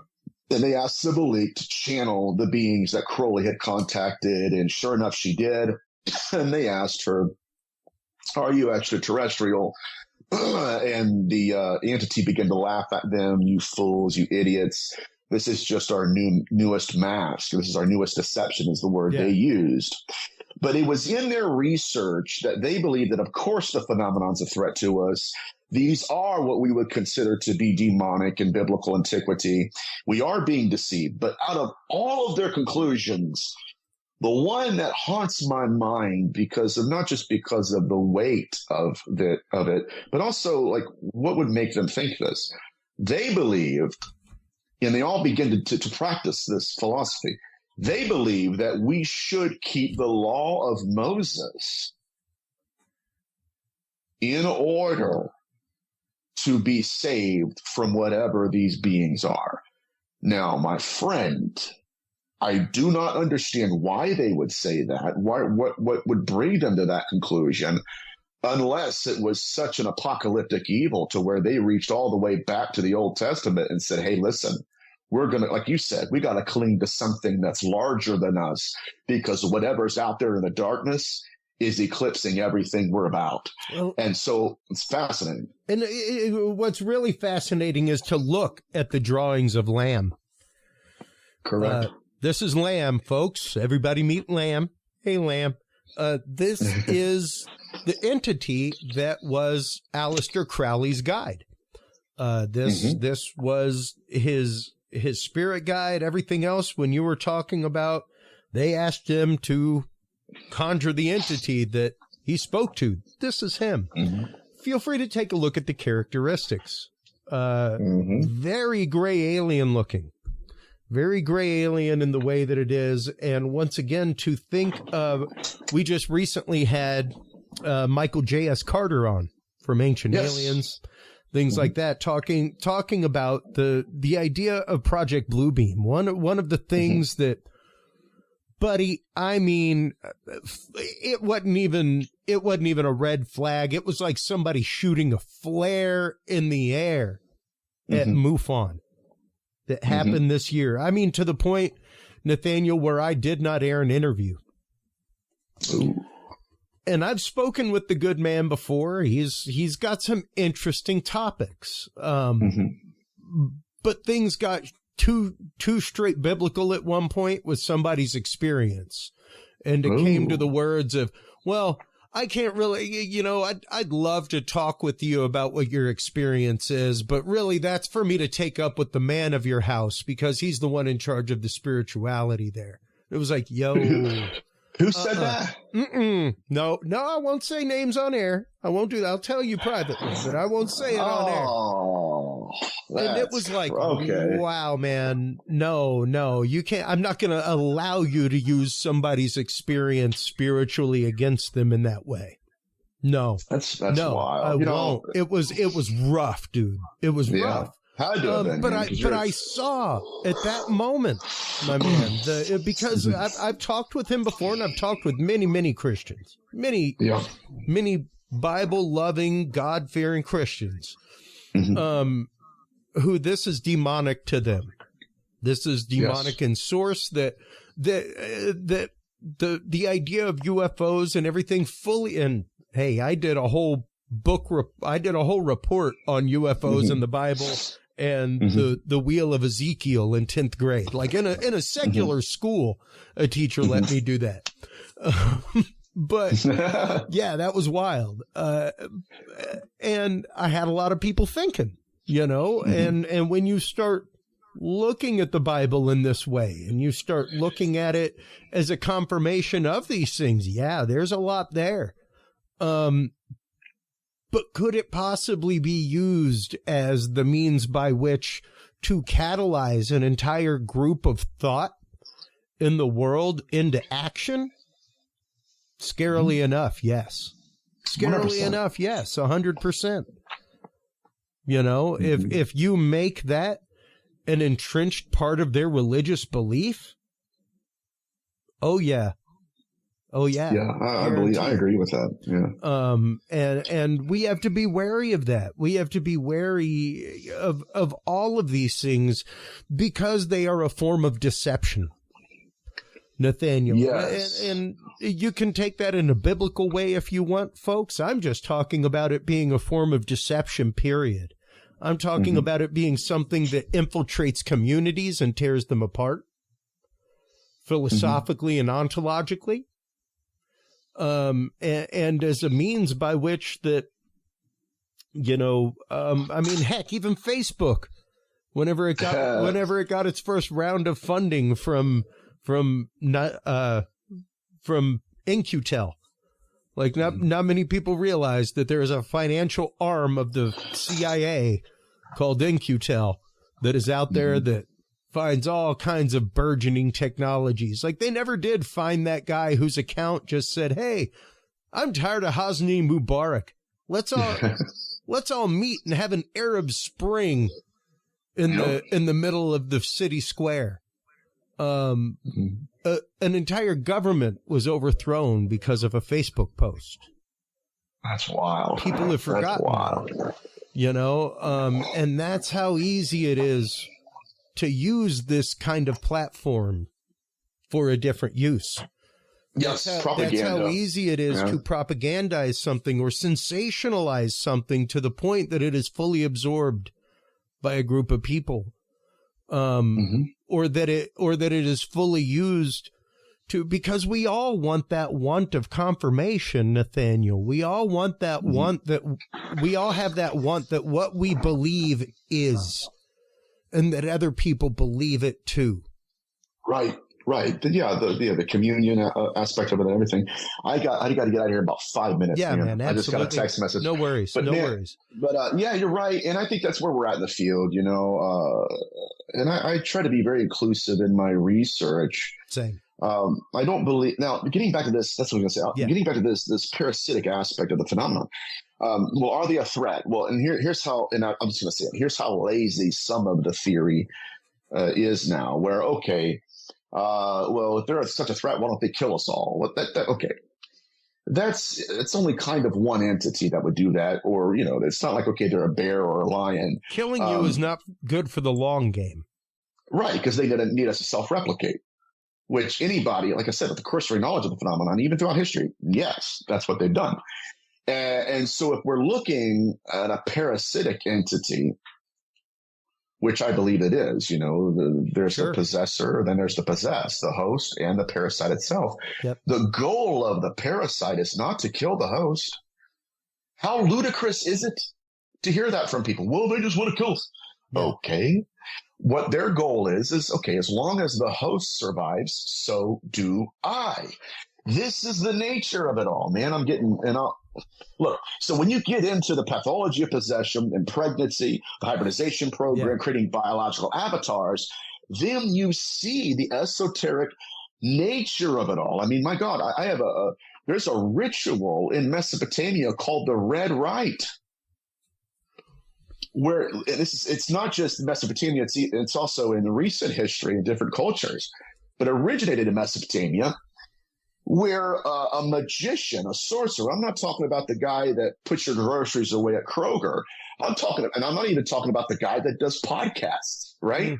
Does interviews. I'm talking about the guy we have no idea exists, doing what he does in the darkness of ambiguity and anonymity. Anyways, what he would do is when his body started to die, he would go and inseminate a woman. Hello, incubus. Yeah. Right? It's right in front of us. And then he would dispossess his body, place his consciousness into that fetus. Now he has a new body.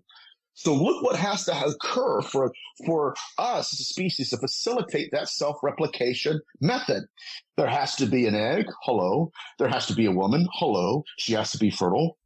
They monitor their fertility. There has to be seed taken from a man or coming from a man. There was.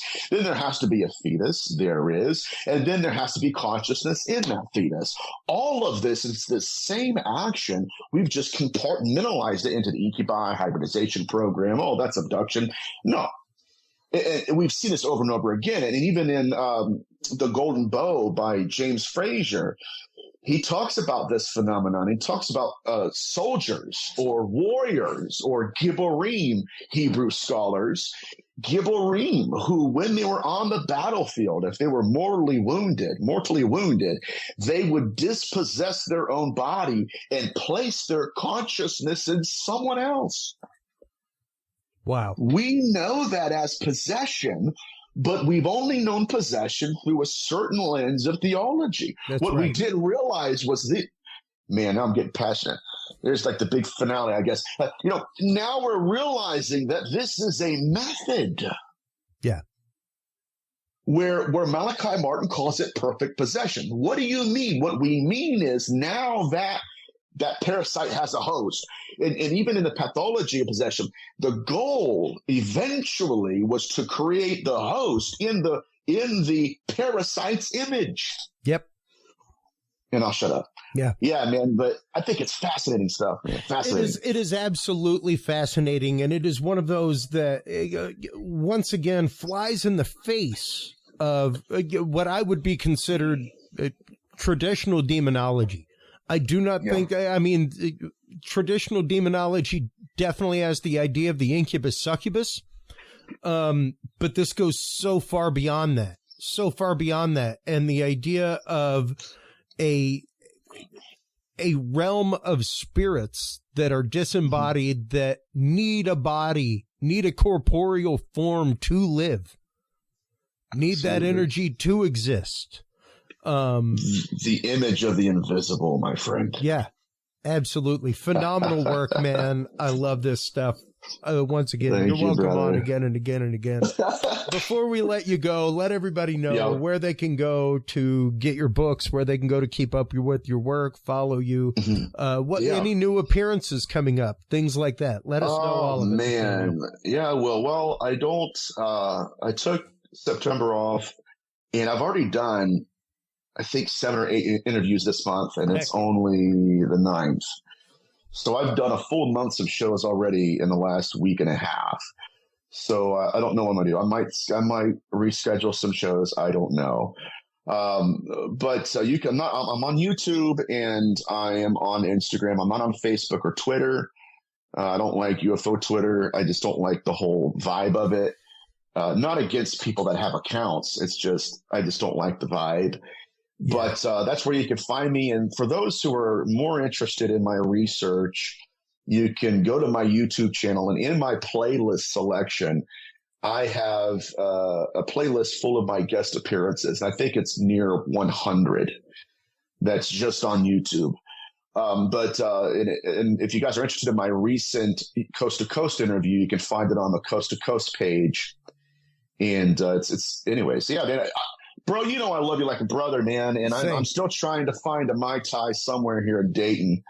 maybe even try that today. I'll send you some recipes today, bud. How about that? Okay, that sounds good, buddy. And as always, folks, you can find Nathaniel's work. We embed, there he is right there. I knew you were on our videos page. Yes, we sir. embed all of our guest video channels right there on our videos page. CuriousRealm.com/videos is where you can go to follow all of our guests. You can also find all of their works at CuriousRealm.com/store. That is where you can go to buy all of the books from our guests. That's where you can go to buy Curious Realm swag, all the things, all the tools that we talk about on air, everything else. Nathaniel, thank you so much for the time for this incredible 100th episode. It's so awesome to have come this far with the show already. I cannot wait to do 1,000 until I have to just stop putting episode numbers. I know as of right now, we are almost in competition with Dudes and Beer, my former incarnation, with time. I know Dudes and Beer, I think you can listen to for 33 days straight and not hear the same content. Wow. We are creeping up on that with Curious Realm, with all of our live coverage, everything else. So, Congrats, thank you for being a part of all of that. Thank you for always being there whenever I call.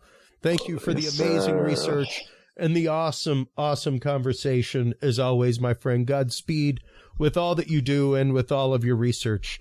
While you're online checking him out, folks, make sure to stop on by CuriousRealm.com. That is where you can like, follow, subscribe, everything else. When we come back from this commercial break, we will be joined by the amazing Bishop James Cloud. We will be talking about the world of the exorcist, what it is to be an exorcist. We will be dispelling myths as well as getting into cases of demonic possession when we come back from this commercial break. Right after this, folks. Well, hello, everybody, and welcome back from that commercial break. Thank you to all of our sponsors, especially WebWorks Wireless. You guys have been with us since our rebrand into Curious Realm, and it is because of you guys that we have our live web stream every week on CuriousRealm.com. It is because of you guys that we are able to go out and do the live streaming that we do from events, everything else. So thank you so much. WebWorks Wireless, WebWorksWireless.com is your home for unthrottled, no credit check wireless for your home, camper, excursion vehicles, what have you. On the line tonight, during our second part, we have with us our good friend, Archbishop James Cloud. He is not only an exorcist, but he is the author of Walking with Ghosts, an exorcist memoir into the paranormal.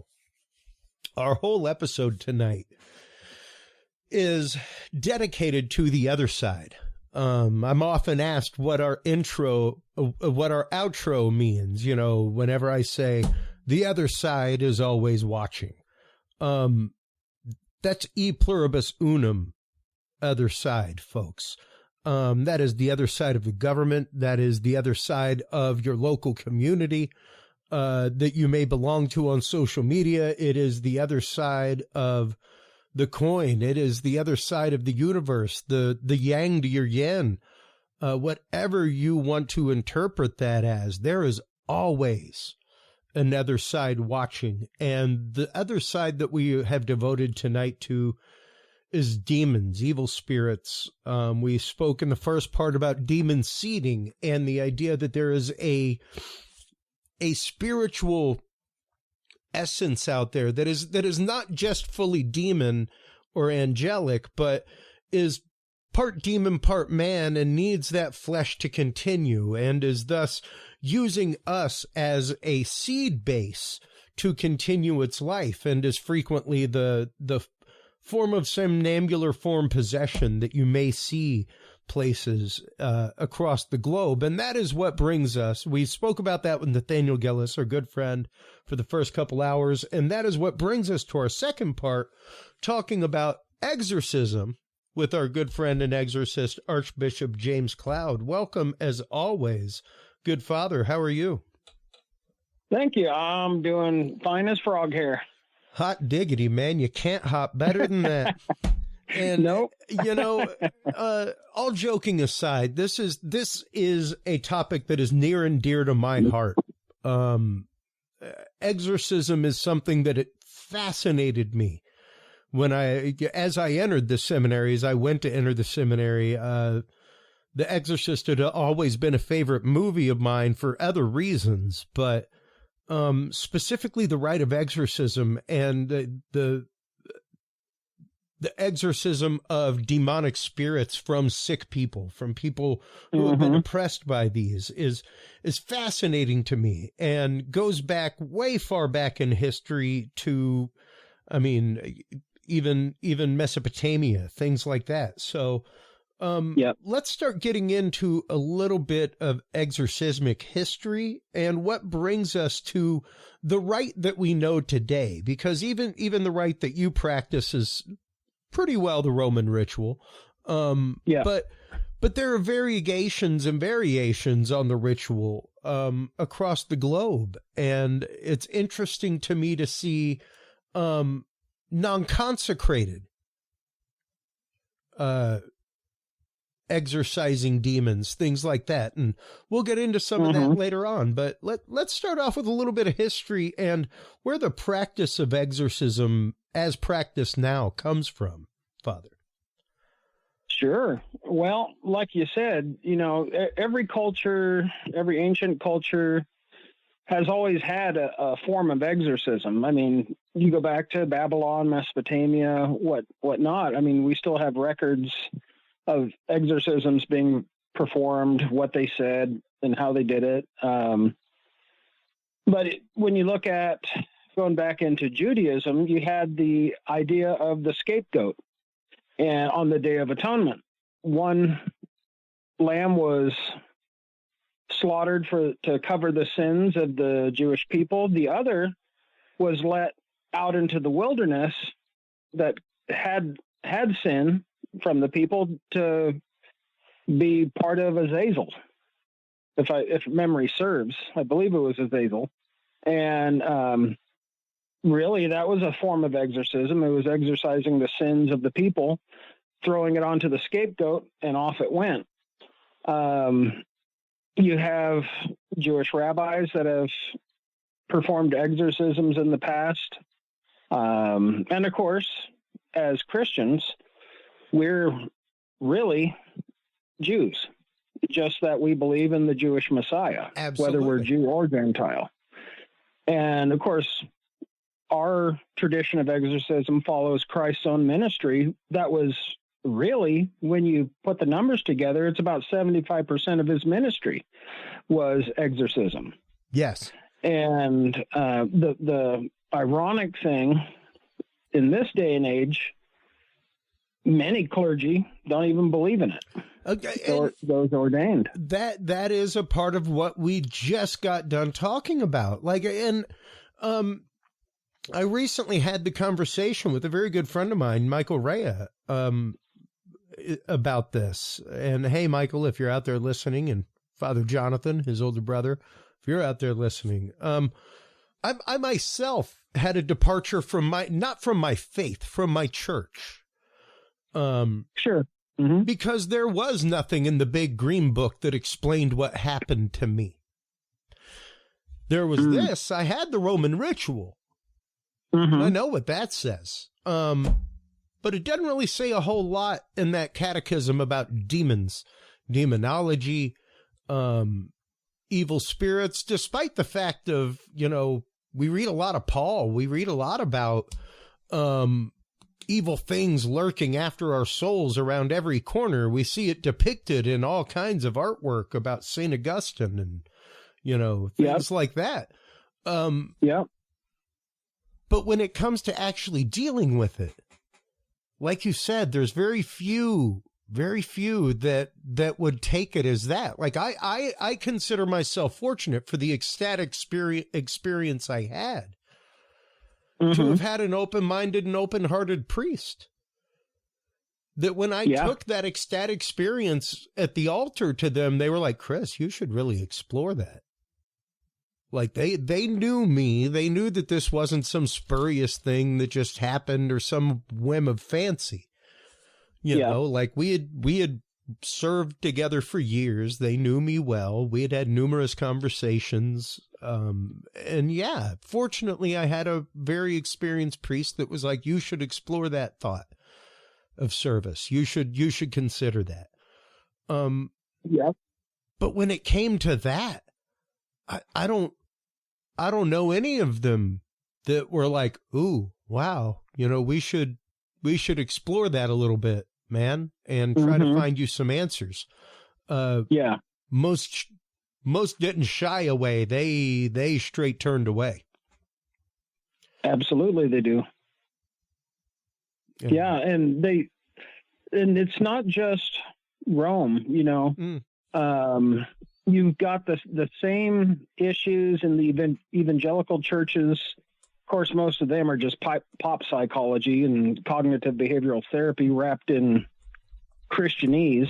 But I can't tell you how many cases that have come to me in the past, and I interview the individuals that are experiencing a haunting or a possession or, whatever the case may be. And they say, well, we've went to all the churches in our area, including the Roman Catholic Church, and they all turn us away or just say, well, it's just a psychological thing. You just need to deal with it. And it always amazes me how they can say something psychological when doors are opening and closing on their own, cupboards slapping shut and slapping open, and they're seeing the shadow people that are interacting. They got video and audio evidence of these things. In the psychological world, if everything is just happening in the mind of the individual, well, we could probably rule that as a psychotic episode of some sort. They're in a psychosis. Sure. Well, and let's start there because sure. Yes, you that is your background. That is your degree. Absolutely. Like, you are a psychologist, you are a social worker. Like, this is the first place you go is there. Yep. I look at, first, is it mental health? Second, is it substance induced? Are they having a meth-induced psychosis or a hallucinogenic withdrawal hallucinations, what have you? Yep, absolutely. Yeah. And I have to sit down with them for quite a while and go through both of those things because I'm qualified to diagnose mental health issues as well as substance abuse issues. Yep. And so, once I can rule those things out, then I can say, okay, well, let's then look at what's happening. And then we can go from there. Of course, that doesn't mean I also don't refer them out to therapy because they're experiencing some traumatic things and they need someone to talk to for that. Sure. But, once you rule out the explainable, all you're left with is the unexplainable. Yeah. And there's been a lot of cases where it was mental health or it was they were just fresh, clean off of a substance that could induce a hallucinatory effect. But then you have the other cases that are true. I mean, it's happening as they're saying, Well, especially when you see kids and adults getting hit, beat, scratched right in front of you. Yeah. Yeah. And right here, part 3 from page 169 of Exorcism of the Possessed. This is from the English side, not the Latin. You would not want to hear me butcher ecclesiastic Latin. Especially he should not believe in this. He, in this point, is the exorcist. This is all instructions for the exorcist, folks, on how to identify somebody. He should not believe too readily that a person is possessed by an evil spirit, but he ought to ascertain the signs by which a possessed person might be distinguished from one who is suffering from melancholy or some other illness. Signs of possession are the following: ability to speak with some facility in a strange tongue or to understand it when spoken by another, the facility of divulging future and hidden events, display of powers which are beyond the subject's age and natural condition, and various other indications which, when taken together as a whole, pile up the evidence. So like you said, going to the going past the point of psychological examination. That's step number one. Let's make sure that nobody's having a psychotic break. Let's make sure that nobody's having the rare case of schizophrenia. Yes, everybody's schizophrenia exists, but you are talking like one in 1,000 people, if not more than that. And within those who are within a, say, schizophrenic, you know, you're talking maybe 1 in 100 of those are actual schizophrenics. It is an extraordinarily and exceedingly rare mental disorder, not like people think it is. No. And people will often say a person with multiple personalities is a schizophrenic, which usually isn't the case. It's a totally different disorder called dissociative identity disorder. And you got to differentiate that from possession. Well, and that is where those other means come from. Once again, knowing languages that you aren't aware of, speaking in languages or responding to languages, even in your native tongue, understanding them. Things like that, things like strength beyond that of their age or size, which once again could be attributed to some sort of drug-induced psychosis. But those are answerable means once again. Now, what are some of the cases of extreme uncture, as they would be referred to later in that same book, where, okay, now you've got something that is what they consider a case of extreme uncture. Like okay, we've gone through all these steps.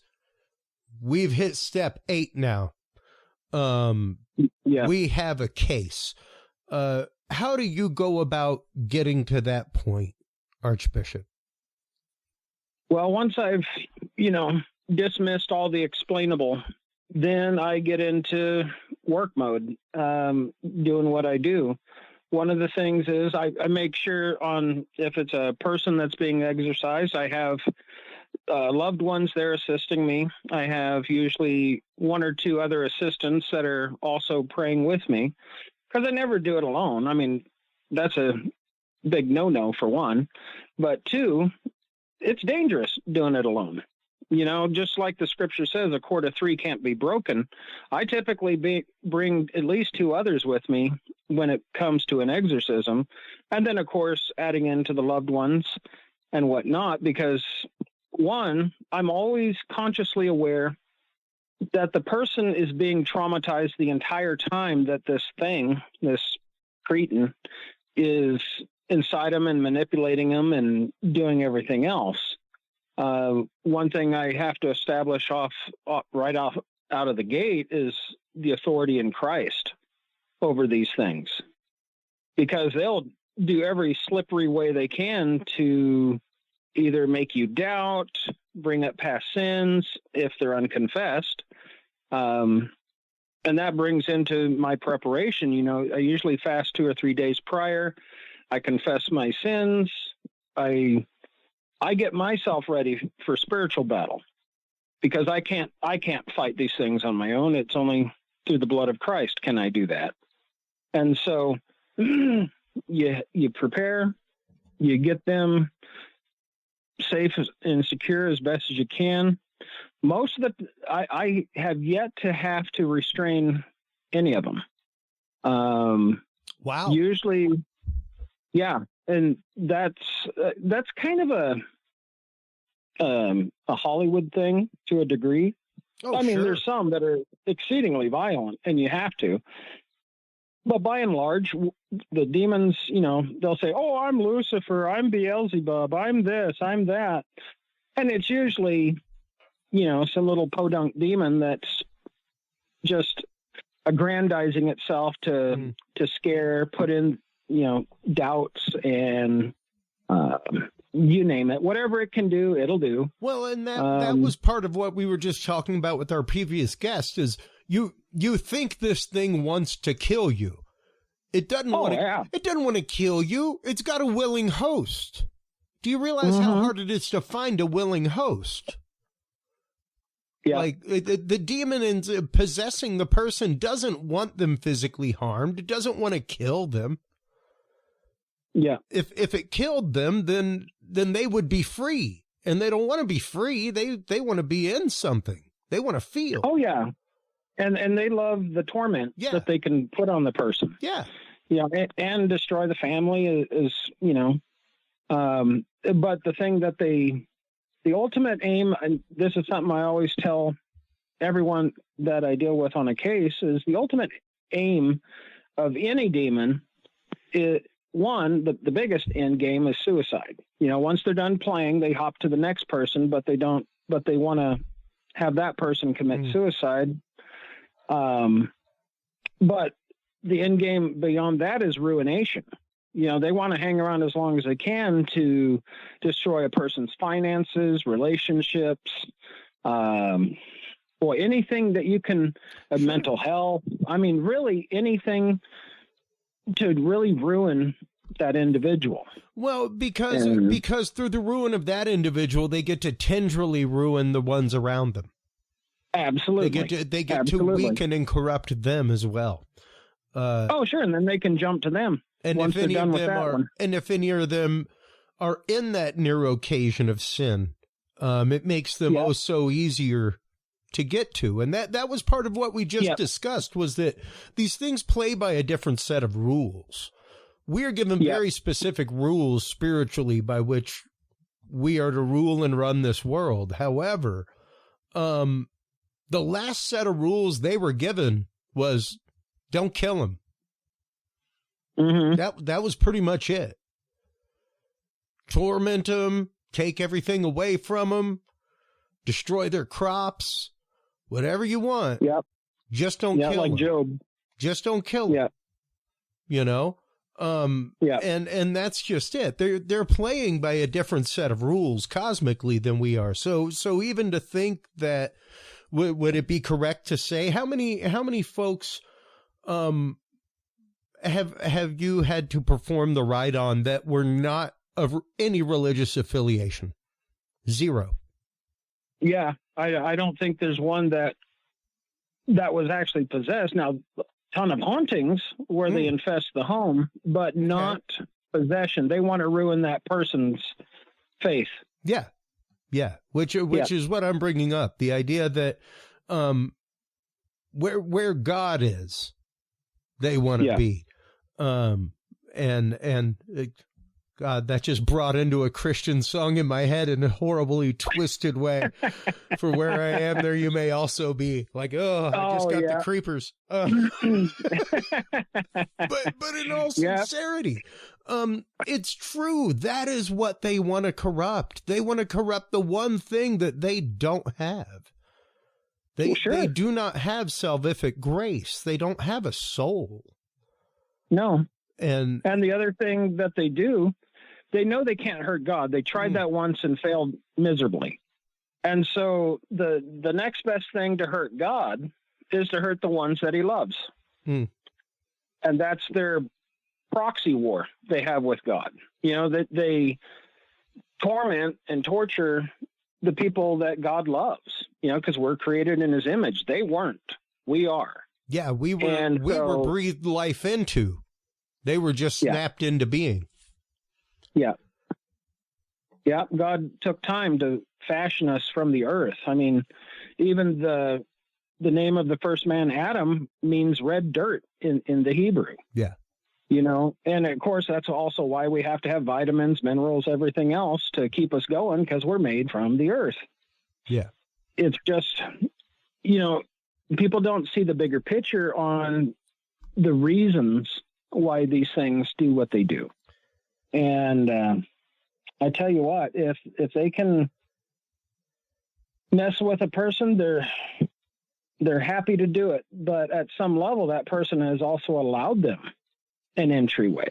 Let's get into that. Let's get into that real quick, because I mean, I won't lie, like sitting right here on my desk from our previous conversation is still Pazuzu, African god of the west wind. Okay. But, like I said, fan of the movie Exorcist. Sure. But at the same token, I don't have any Ouija boards in my house. I don't have anything like that. I am a huge believer in it is the intent of something. And whether that is my intent or not, the intent of that item is that.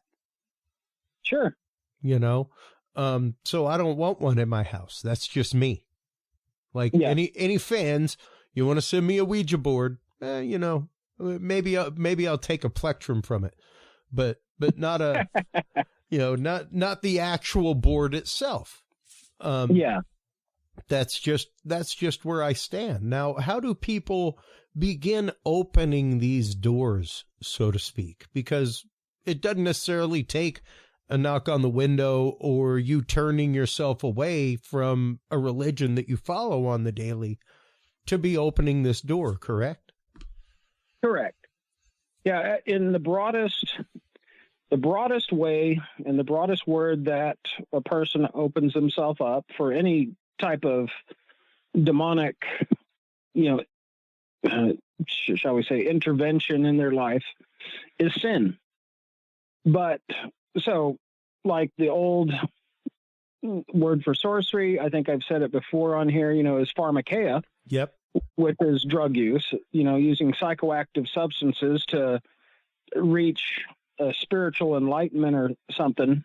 You know, I can't tell you how many times I've heard people that have used DMT, and there's these spiritual beings in there that either are really nice or really not nice. And, you know, you got LSD that can do something similar. I mean, you tweak out and, you know, zone out and go on a trip. But there even, you know, raging alcoholism can do it. Anything, absolutely. You know, or one of the obvious things is dabbling with the occult. You know, people, and over the years, I figured out what that's really about for folks. You know, in a world where chaos reigns, using spells, incantations, what have you, it's a way to gain personal power or personal control over their microcosm environment. Sure. And unfortunately, they forget that it's God that's in control. But they want to do things their way, which was exactly the sin of Lucifer. And so, unfortunately, that opens them up to it. Now, not everyone that messes with a Ouija board or does drugs or anything else absolutely will get it's a matter of availability of what things are around you, demonic spirits, I should say. But also, are you already on that dark path and they don't really need to mess with you? They just need to make you feel good that you're dabbling in dark things. And you take your attention off of the creator and put it on the creation. Yeah. That's really the biggest piece when it comes to that. But of course, some openly invite it. Or they send, like I've had several cases where people have summoned friendly entities to go and protect a family member. Well, the things they summoned, well, they weren't friendly, and they totally jacked up that other person's life or home. Yeah. You know, but there's a myriad of ways that one can open themselves up. I mean, if you're in open sin, basically giving God the finger, even if you were raised in church, you don't have the protection of the Holy Spirit because you are, you know, you're doing your thing. You're in rebellion. Sure. And demons love a rebellious spirit. And they go for it. And once again, that just means the real simple rule is, folks, don't be a dink. Yeah. Like, you don't have to go to church on Sunday. You don't have to go to Bible study on Wednesday. You don't have to wear a yarmulke on Friday. None of that action. You just have to literally be a human being to other human beings and not be a dink. Yeah. Like, there's no great, yeah, I'd love to say that there's some great, huge revelation. Don't get me wrong. I am fully with anybody as well, you know, and my audience. If you are a Bible going Christian, go with your Bible, man. If you bow to the East every few hours, go bow to the East, man. Do what is right by you and what is right by the world with you, you know? That's where we're supposed to be. That's where God wants us to be. I don't think he cares who's right, who's wrong, so to speak. There is a universal capital T truth right that we're all supposed to be participating in. And that is spoken through the language of love and where sin is brought in. You know when you've sinned, you know when you've done something bad, you know when you have done something to betray your fellow man and humanity. That is God-given conscience. Yeah, that is what you're warning against. And we all have that capacity, despite any religion, to know this. And of course, you know, as a Christian bishop, I would also add in there, you know, that when Christ was on the earth, he says, I'm the way, the truth, and the life. No one comes to the Father except through me. And in my religious beliefs and in everything I hold dear, Christ is the truth. There is no other truth. Yeah. Others are flashlights where the Son of God is literally the sun, you know, shining its brilliance on anything and everything. And that's what makes the shadows go away, because all a shadow is the absence of light. So for me, that's what I would add to that. Absolutely. You know, that Christ is the way. Well, and that brings us to a very big point, and a point that, you know, I will argue with people all day long about exorcism. Sure. Do I believe that every Christian has a means by which to bring another person into Christ? Sure.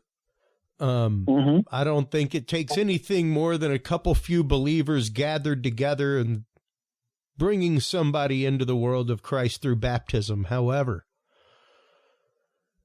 I would take a far swing different opinion when it comes to can anybody that has been anointed as a Christian perform an exorcism?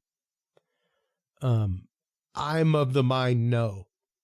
That's just me. I do know, but that's because I know what this book, at least by my faith, says somebody's supposed to have in order to fight that battle.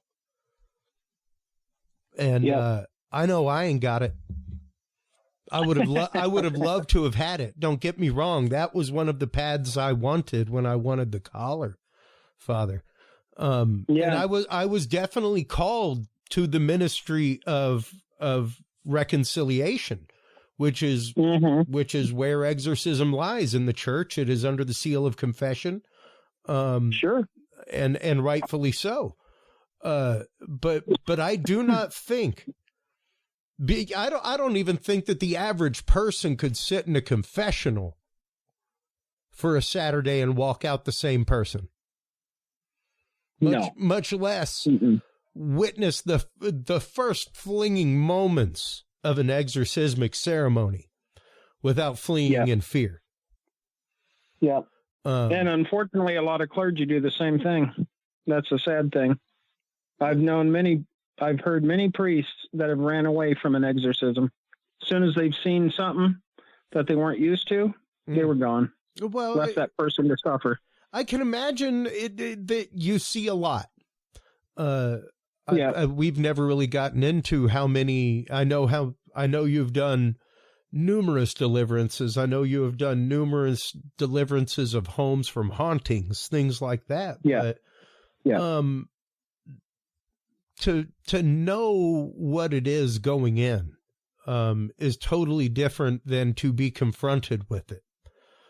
Sure. Absolutely. And that's no different than any soldier that's gone through boot camp and then 3-6 months later is thrown into an actual battlefield. Yeah. You know, they could prepare you for that all day long in exorcism school at the seminary, if that is where they take you, which, hey, you know, the church has reopened the school of exorcism. Yeah, they actually have 3 or 4 of them now, I believe. Yeah, there is one here in the United States now. So yeah, like it's out there. It's a thing.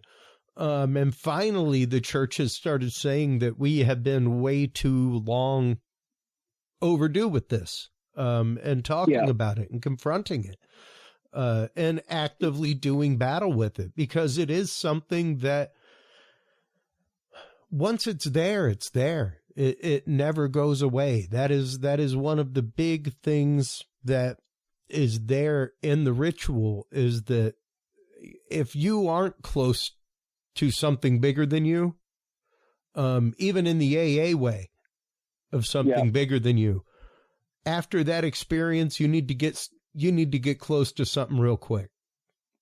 Yeah. Don't care if it's the church, whatever. You find some kind of spiritual base in your life, and you find it now. How long do you keep in touch with somebody after they've gone through the rite? How long do you keep in touch with the family?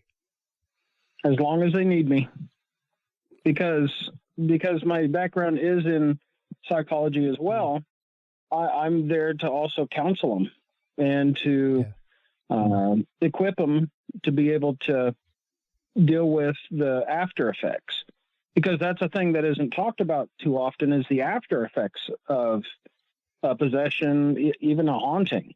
Let's go into that for a minute, because that is one of the things that we talk all the time about on this show, is the lingering effects and what it can do to you. Sure. You know, one of the most common things is heightened anxiety for a very long time after such things. You know, usually one of my first advisements to a family that, one, just bringing it down to just a typical haunting, is not to talk about it once the house is cleared, not to glorify it, not to spread it around, not to seek, you know, YouTube fame or something else on it, but to leave the past in the past. Because as soon as these people start glorifying it or try to be YouTube famous, these things are like, well, they're wanting me back, obviously. Yeah. Letting me back in because they think it was the greatest thing since sliced bread, you know? Yeah, you just left the window open after you shut the door. Exactly. So I tell the folks, one, don't talk about it. You know, leave it, let dead dogs lie, and just try to move on. But the things they'll experience, you know, heightened anxiety, sometimes depression. One of the things that, you know, it's weird to say this, but a lot of the people that have had a long-term haunting or obsession, oppression, or possession, is that they miss it to a certain degree because it made them feel special.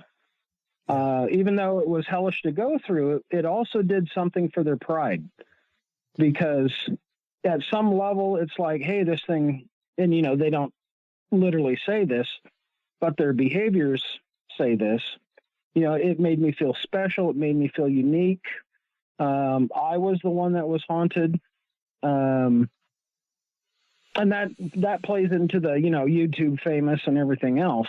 Sure. And of course that's opening it right back up. Well, and that's something they need to deal with. Well, and especially when you brought up something very interesting in that listing of shuns, including oppression and demoniac oppression. And we've talked about this on the show before. We talked about it in the previous segment.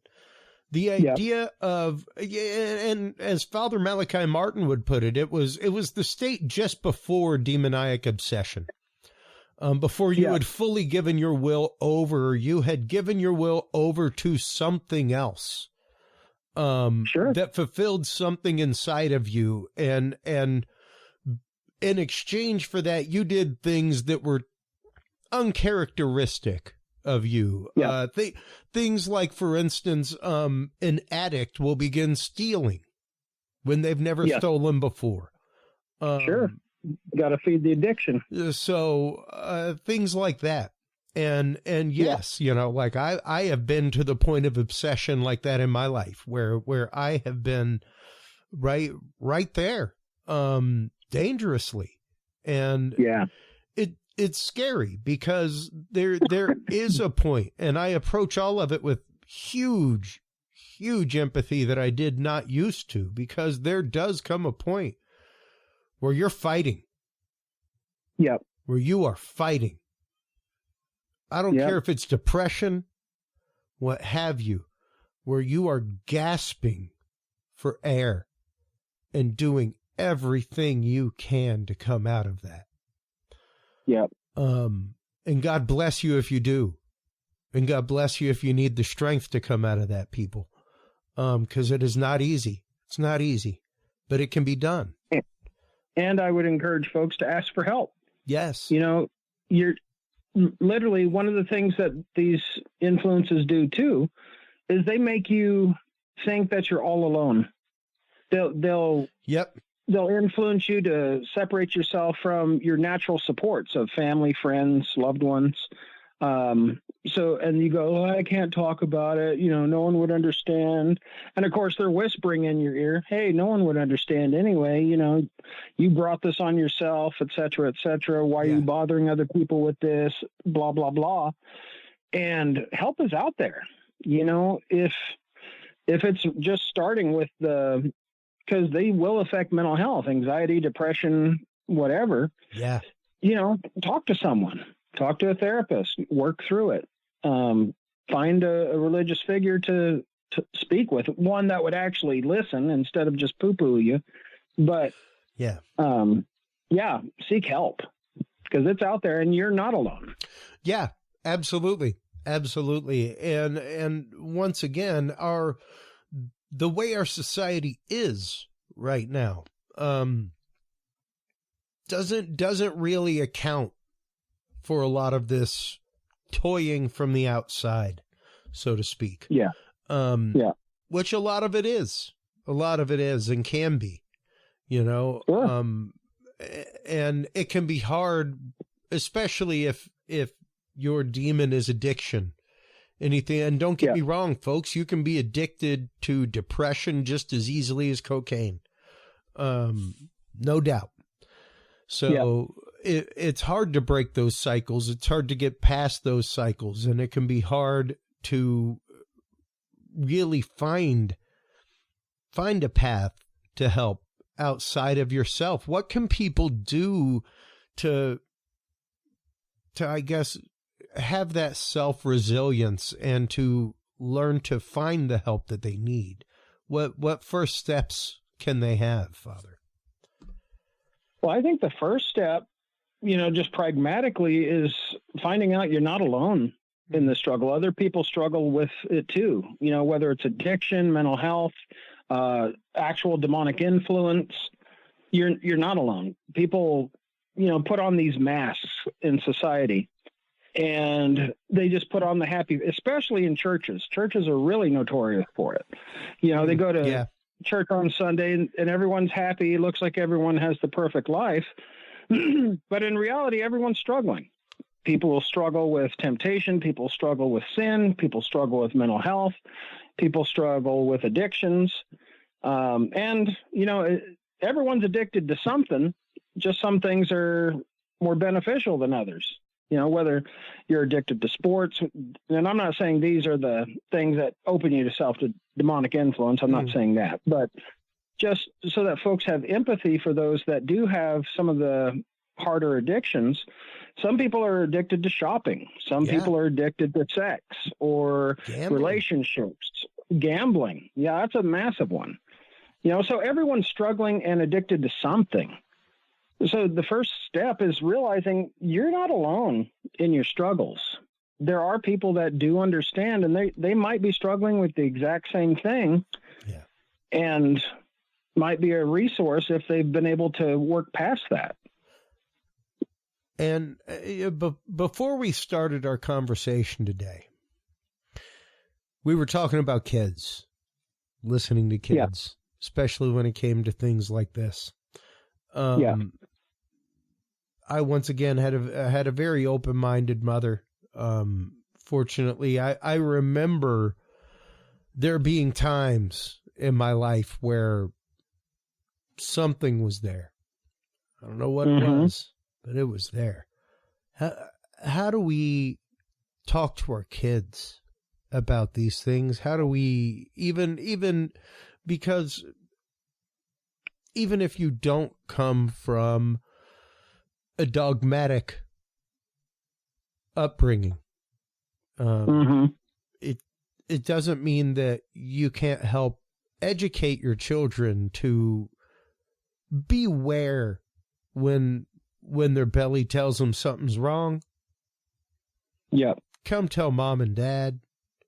Don't be afraid to come talk to mom and dad. Mom and dad aren't going to make fun of you because of what you see, hear, feel, anything like that. How can we start to open that conversation with our children?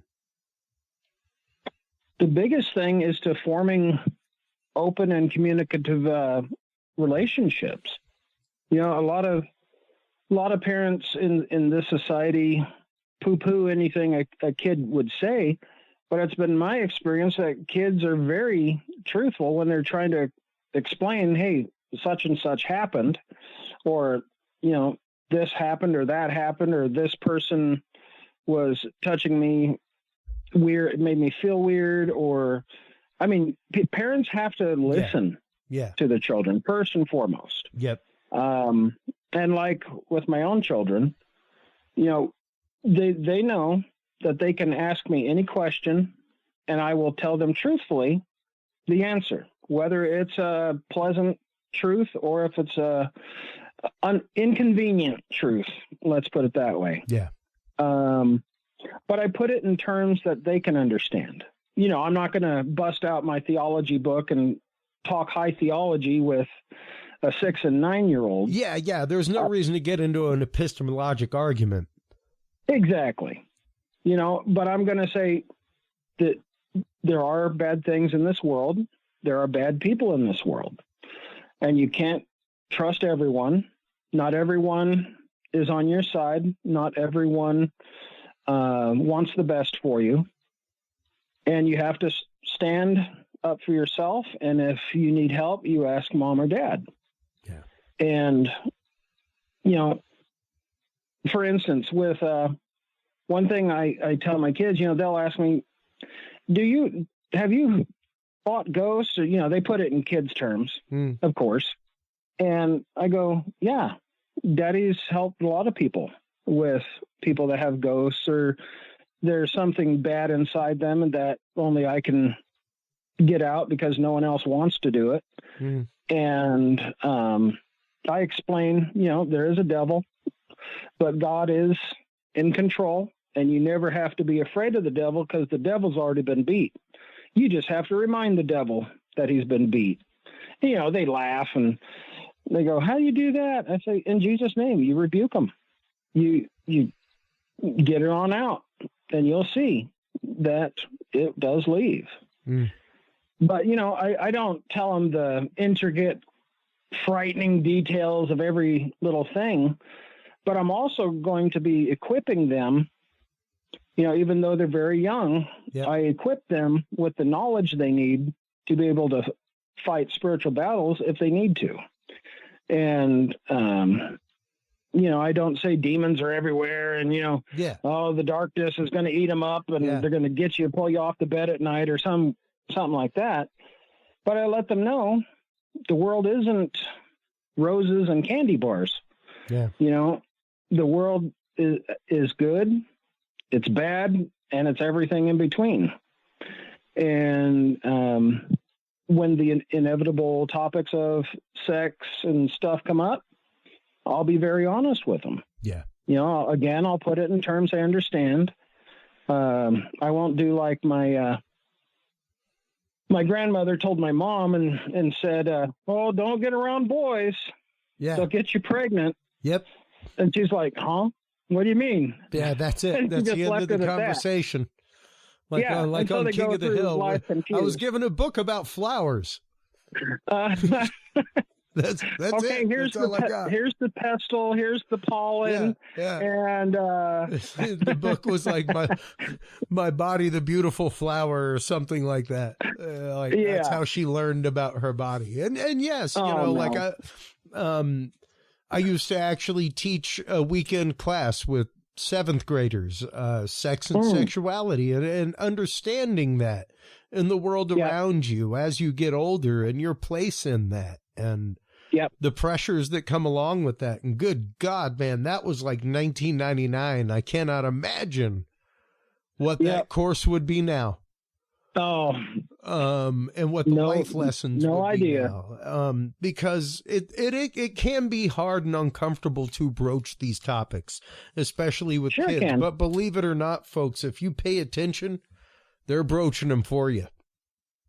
Absolutely. You ain't gonna have to. You ain't gonna have to broach it. You ain't gonna have to or wonder when it's gonna be broached. Like, it will happen. The question is, are you ready to respond, and do you have a response in chamber? Exactly. And when it comes to these things, I listen to my son keenly, because I believe that there is a cutoff where the real world just kind of settles in about 8 or 9. Most kids, where imagination time kind of stops. Yeah. The voices in your head go into your head. They're no longer an external dialogue. Yeah. And I don't know. I'm trying not to crush that in my son as much as possible, because it helps in a lot of ways. And it's strange to me that the world does want to get rid of that so fast. They do. They do. And it can serve us so well if tapped into properly, Father. Well, and the reality is it's the destruction of innocence. Yeah. For some reason, they do not want kids to be kids.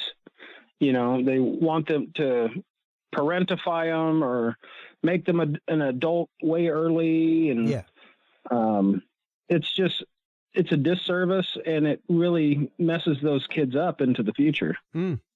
Yeah.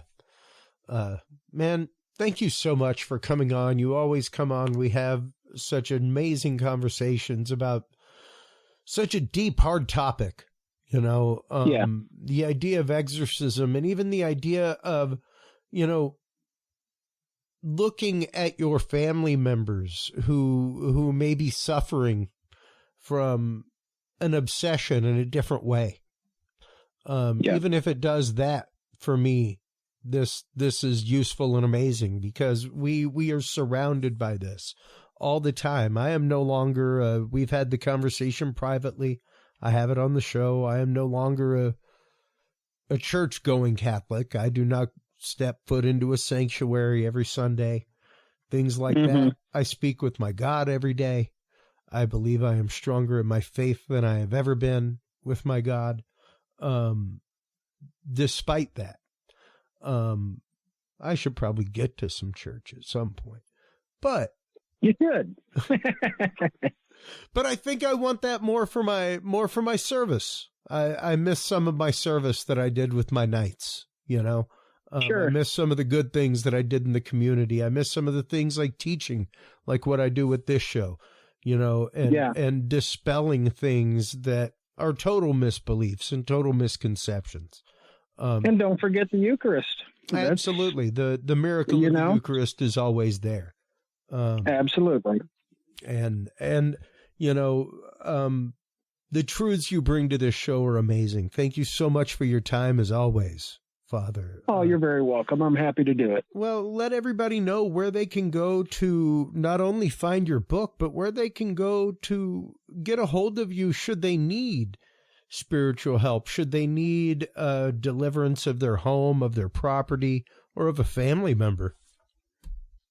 Well, one website they can go to that I'm an affiliate with the Order of St. Michael the Archangel, Bishop Files organization. That's orderofexorcists.com. And they have exorcists and demonologists nationwide that are available to help folks. That's one. Two, I have a Facebook page, Paranormal Research Investigators of St. Michael. That's actually not a ghost hunting team. It's actually an exorcism team where we identify if it's legitimate or there's other things more explainable going on. The free service, I never charge, for one. I don't travel much these days, but if I do, it's usually I just ask for travel expenses and a couch or something to sleep on, and sure. I'm golden, but I never charge, especially if it's local. Scripture tells me, freely you've been given, freely give. And so I do. Right. And of course I have my Facebook page, just James Cloud, me sitting there with I believe my current profile picture is just sunglasses and a hat. And I've almost met my max quote unquote friends. But I believe I transferred it to public page so folks can find me on there. And of course, Amazon has my book. Oh my goodness. Just skipped my brain. And of course, the Curious Realm store. Yeah, there you go. The Curious Realm store. Hashtag shameless plug. Hey, that's okay. You go right there. Help this brother out. Well, I mean, in all sincerity, it is amazing work that you do out there. I love keeping track of you on social media and seeing the deliverances that you're a part of. I mean, you don't post anything of them, but you do post about them, and you post about your needs for prayer for deliverance. And as we were saying before the show began, recording this evening, I am glad to see a lull in your need of prayer for deliverance. Yeah, I am very happy to see a lull in that, as I'm sure you are. Oh, definitely. I do a lot of teaching on my page, or I, share stupid memes to make people laugh. But beyond that, I do, and they're really stupid sometimes. But thank you so much for your time tonight. I greatly appreciate it. You have yourself a blessed All Hallows Eve and a blessed All Saints Day tomorrow. I shall. Do hold on to things while we close stuff out with our audience while you are online checking out all of the amazing work of the Order of St. Michael the Archangel, as well as Father James Cloud. Make sure to stop on by curiousrealm.com/videos. That's where you can follow James Cloud on his YouTube. That is where you can find the store at curiousrealm.com/store. Thank you so much for tuning in as always, everybody. It is your open hearts and open minds that make these conversations possible. And without these conversations, we stagnate as a humanity. So take care of yourselves, take care of each other, and remember, stay curious. We'll talk to you soon. Bye-bye. Thank you for tuning into this episode of The Curious Realm. Stay tuned for more guests, forbidden topics, and hidden truths. Download the official Curious Realm app and view the Knowledge Vault on our website, curiousrealm.com. Follow us on social media by searching Curious Realm.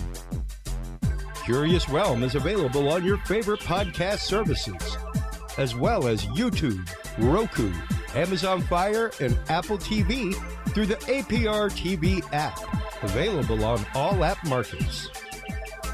Curious Realm is a proud member of the HC Universal Network family of podcasts. For more great content or to become a sponsor of Curious Realm or other podcasts, visit hcuniversalnetwork.com today. Thanks for listening. Stay curious. And remember, the other side is always watching.